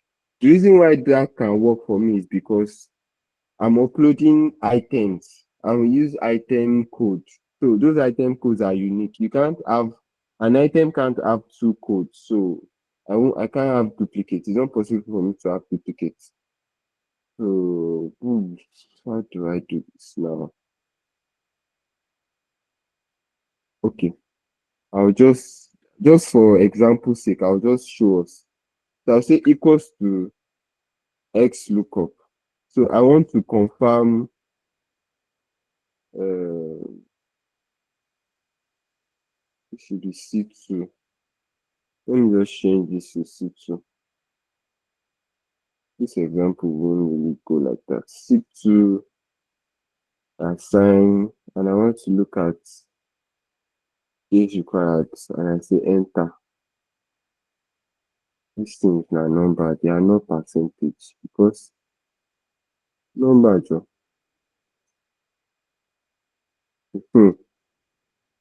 Now I have this here and I have this here. So let's say these are my new prices. New prices. So this is one of the ways I use XLOOKUP. I use it to quickly check. I use it to compare prices. I use it to automatically bring old price and new price close to each other so that I can know if there are any discrepancies. Let me quickly change this to numbers as well. Let me change this to number. Okay, let me change this to number. So all of a sudden I can see that equals to this minus this. All of a sudden I can see that oh, if I had uploaded all this, oh, there's the error. Or if I'm trying to see what are the changes, what are the significant changes in my, what are the significant changes that is going to happen in my data. That's where I will know that okay, oh, it seems like my prices will be going up more here compared to the old price, and my prices will be going down here compared to the old price. So those are some of the ways it can work. It helps you in data cleaning as well. If you want to clean your data, and also yeah, but this is one of the major ways I use it, especially with large data. This it's because it's very fast and I can quickly compare. Yeah, I can quickly compare two things, without having to stress.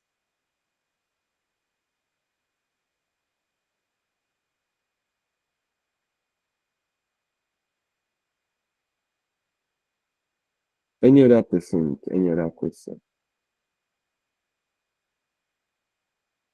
So for that Shade, you'd have to find an updated version of Excel to be able to use XLOOKUP. Another option you can try is you can use Google Sheets. Google Sheets, yes, you can. If you use Google Sheets, you should be able to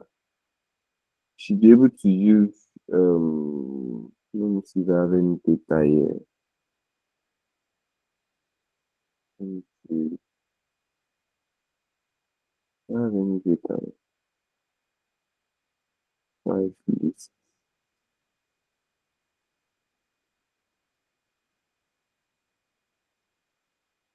I don't have any data. I just don't think that.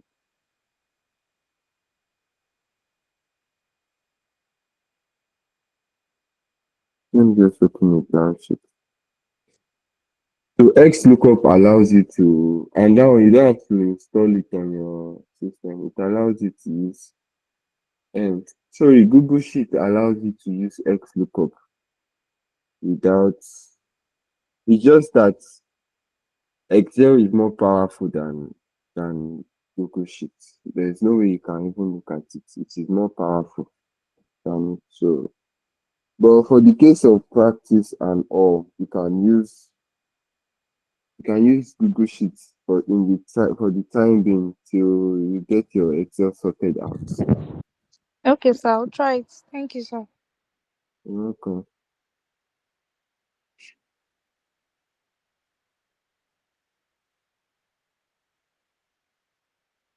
Alright, so any other person with any other,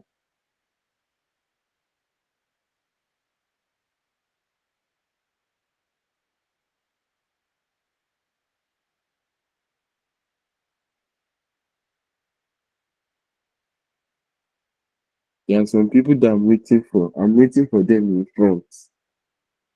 Like I've set trap for them, no problem.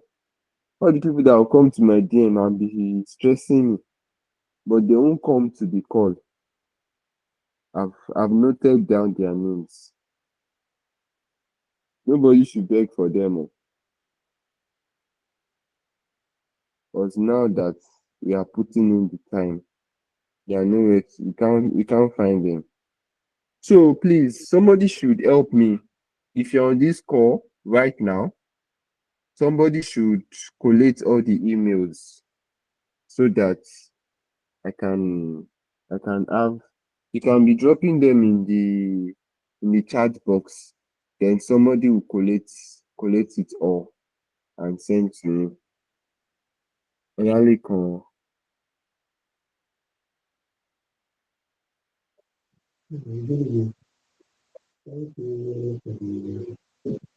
Ah, we can barely hear you. Hold on. Can you hear me now? Hey, yes, we can hear you now. So, well, what I want to say is the time for the meeting, is it always 6 o'clock? Because as at 5:59 or so, I was on Slack and people were asking where is the link for today Google Meet, or there's no meeting. So later, until maybe around past 7 or to 8, and I log in again and I saw that you drop the link around 6:02. So I just want to be sure what time is the meeting going to hold every Sunday, and can the link be dropped maybe some hours ahead so that people can be well informed that there is a meeting today? That's just my take. Thank you. All right, thank you. Yeah, so the meeting is always 6 p.m. on Sunday. Except so last week, for example, we had to move it by an hour to 7. Why was because I was not available to start by 6, so we had to move it. But but that was communicated ahead. The reason actually saw the message, I saw the message that who dropped it sef. I think it's Folashade. Oh, it's Folashade that asked the question. I saw it, but the reason why I didn't say anything was because I felt like we all knew that we all knew that this except if we were not on the onboarding call or on the body call, we said it there that every Sunday is going to be 6 p.m. on Sunday. So every Sunday 6 p.m. So the reason why they are dropping their email, maybe you were not on the call earlier. The reason why they are dropping their email is because so as to add them to the call to the call invite. So every Sunday you get a reminder, and it will also be in your calendar. You'll be seeing it like this that okay, well, on Sunday you have a class by 6. And also the link to the call is there on the call link, on the calendar invite. So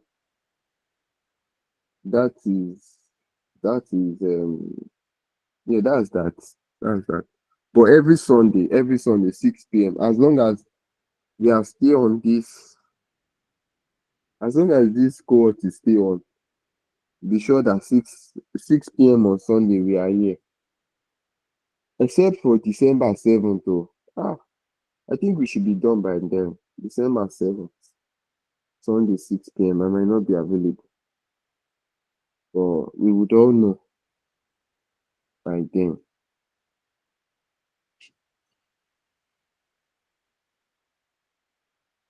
So any other question?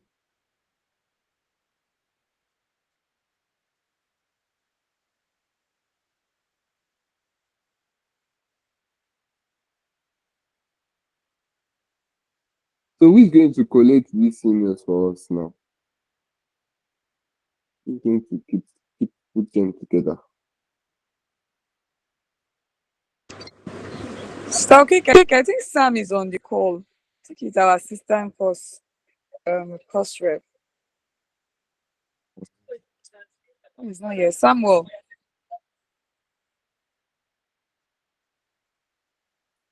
If nobody is doing it, let me be doing it like this. I'm here, I'm here, I'm here, I'm here. I'm doing Samuel it is already, around. sir. I'm doing it I'm already. here. Oh God.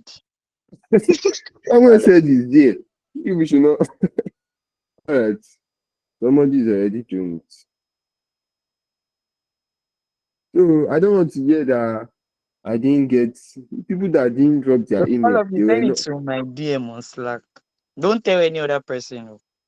Because I'm trying Yeah. to copy it, but it's not copying from here though. That's what I'm Come on, you are saying. wicked. Oh. You are saying they should Hello. not tell another person.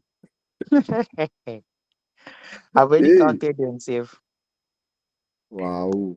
Sam, you So, can just take a screenshot if it's not oh yeah. can't copy. Please don't. Why were you not shouting at us? So, Okay. All so right. there's a. So I are we think saying are we meeting during the week? Have we all agreed to that? during the week, just for us, I for everyone.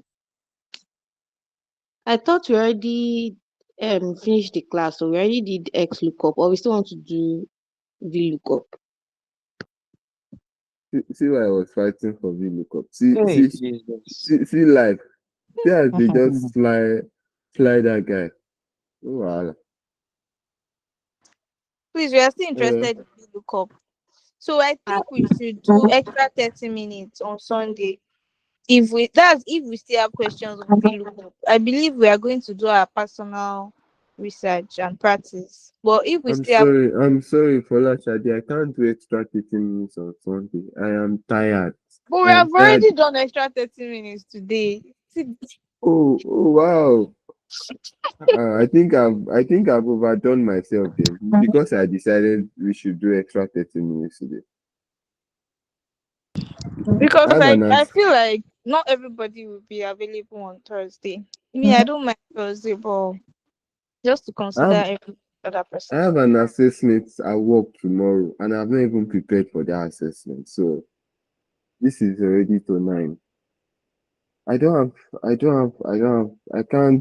that 30 minutes is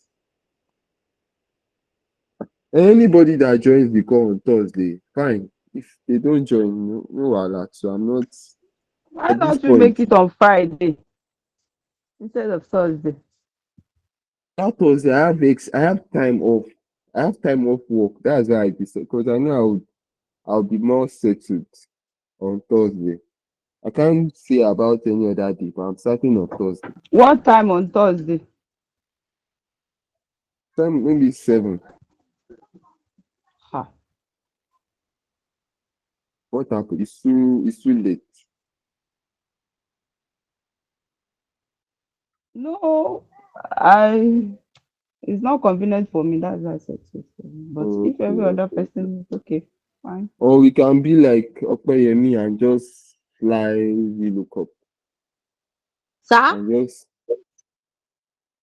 and just we can be like you. I think we can be like you and just slide VLOOKUP and move on to greater things. I know, please, we learn it. So I'm so sorry. We look up, we learn you by force by fire. We'll come on Thursday. I'll be like, okay, me, X look up is better. Sorry, Mr. Okike, I thought we learned to look up already. Or do you have are there more details about it? No, there are some people that say they don't fully understand yet. Okay, so So that Thursday, is it just for the VLOOKUP? Or are we okay, doing the index match? I think what we'll do is I would take out. It's not convenient for me, but no problem. On Sunday, we'll start with we'll use the first 30 minutes to look at the remaining part of the lookup. I think that should do that. So by 6 on Sunday, I don't want to know if you're on the call or not. Though we are starting. Like I would explain the remaining part of the lookup, and then we can head into pivot table for yes, yes, Okay. that's how we do So it. are there more details on the VLOOKUP, or you're just trying to explain it for people that didn't get it? I'll just explain for people that didn't get it. Okay, and what of the index match? Okay. I can't tell you for certain that I will explain index match, but let's see.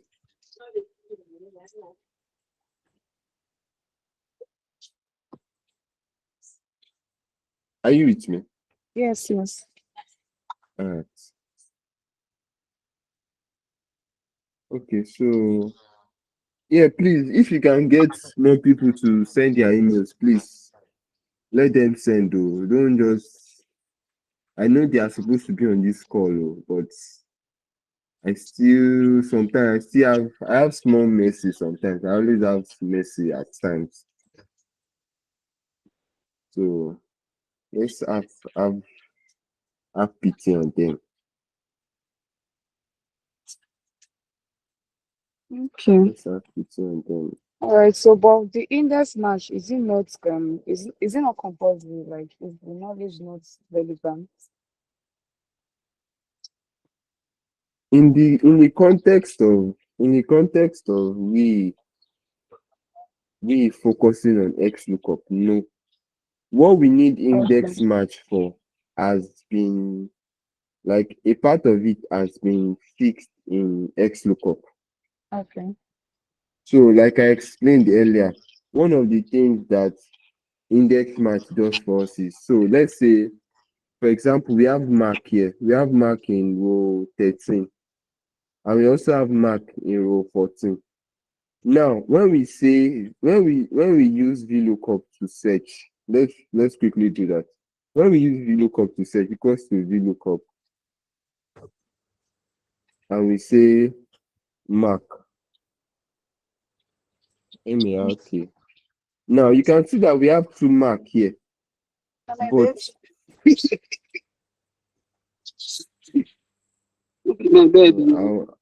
I'll mute you. Don't worry, I'll mute you. I've muted you. Anyways, we have mark here, and what's the next thing? Table array. We are now saying, okay, we want to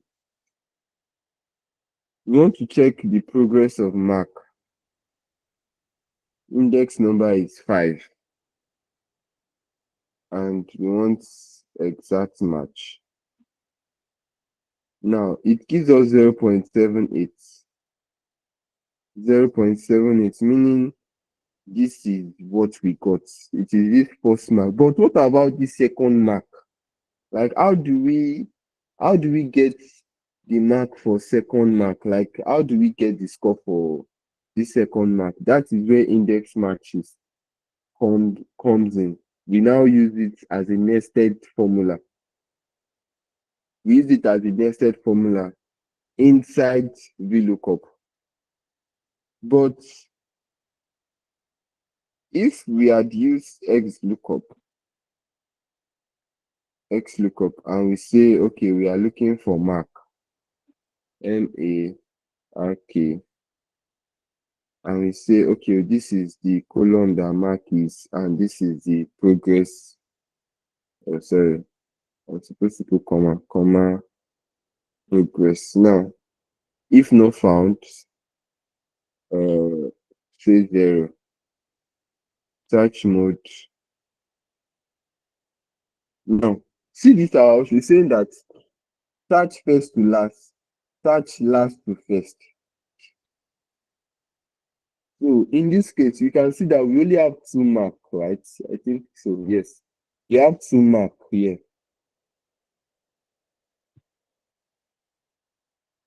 We have 2 mark here, so I will say -1 because I want to search it from. Oh, this is first to last. It's supposed to be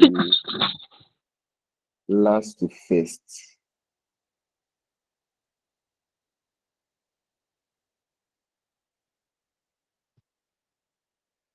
-1. Yeah, I close the brackets. I get 100%. Now, you see all the paparazzi that I did now. Let me just type in our XLOOKUP.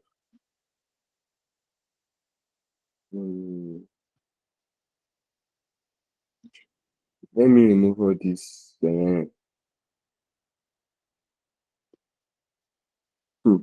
Now, this is the same. We searched for the same mark, but we got 2 different answers.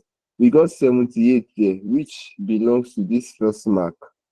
And the second mark, we got 100%. Why did we do that? Because in the second option, we already have it embedded in the XLOOKUP that we can search, we can search, we can decide how we want to search. Do we want to skip the first option, or we want to go to the second option, or we want to go to the third option? This is what eliminates index match, which is why I don't want us to spend time on it.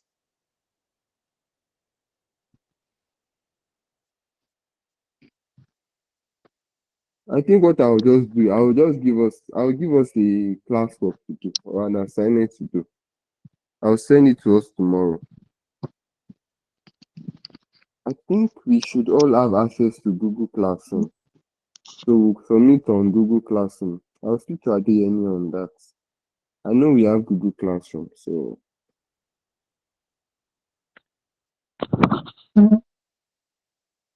yeah, that would be all. Samuel, Yes. you want to say something? No. You are mute. You are not muted. Me. Sorry.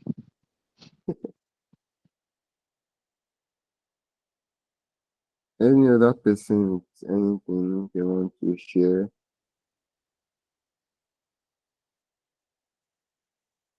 Yes, entire.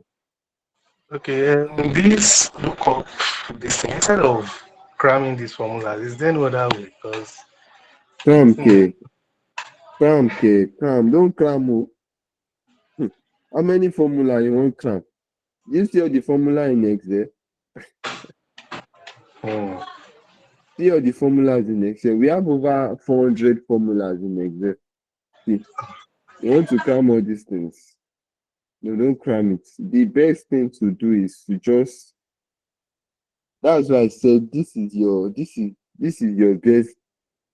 best friend.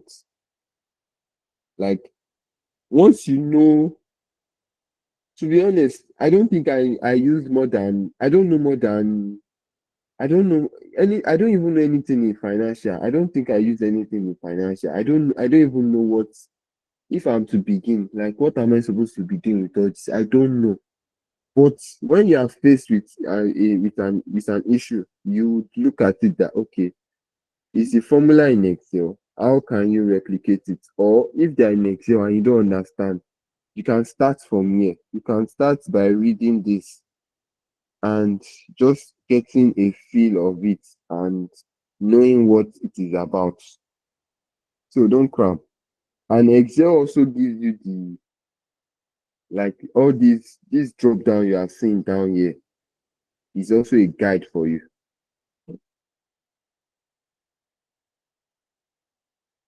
You get it. Yes, I get. I get it. Thank you.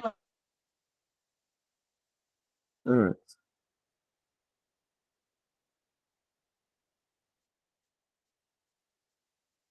Any other question?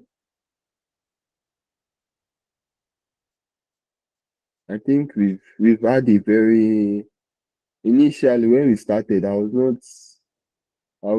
be very fair. I was not gingered. But I think as we went on,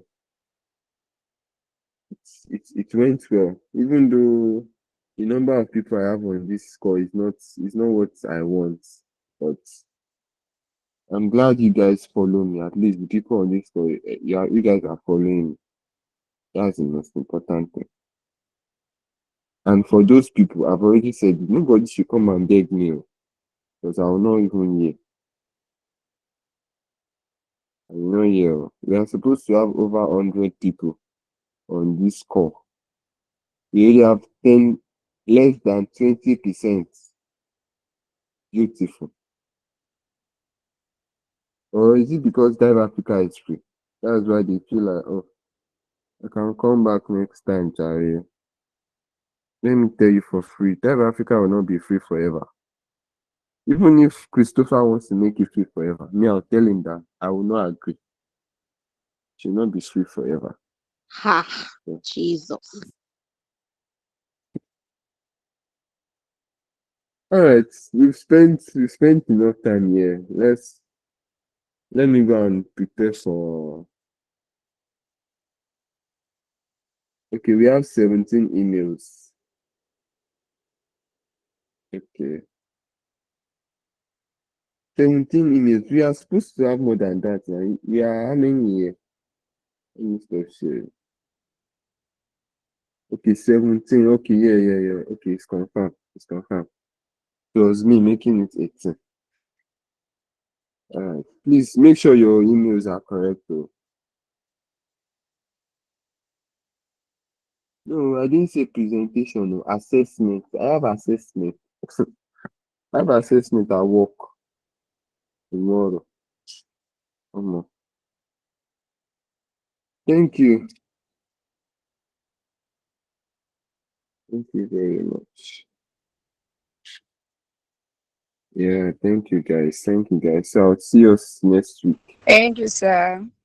Night, everyone.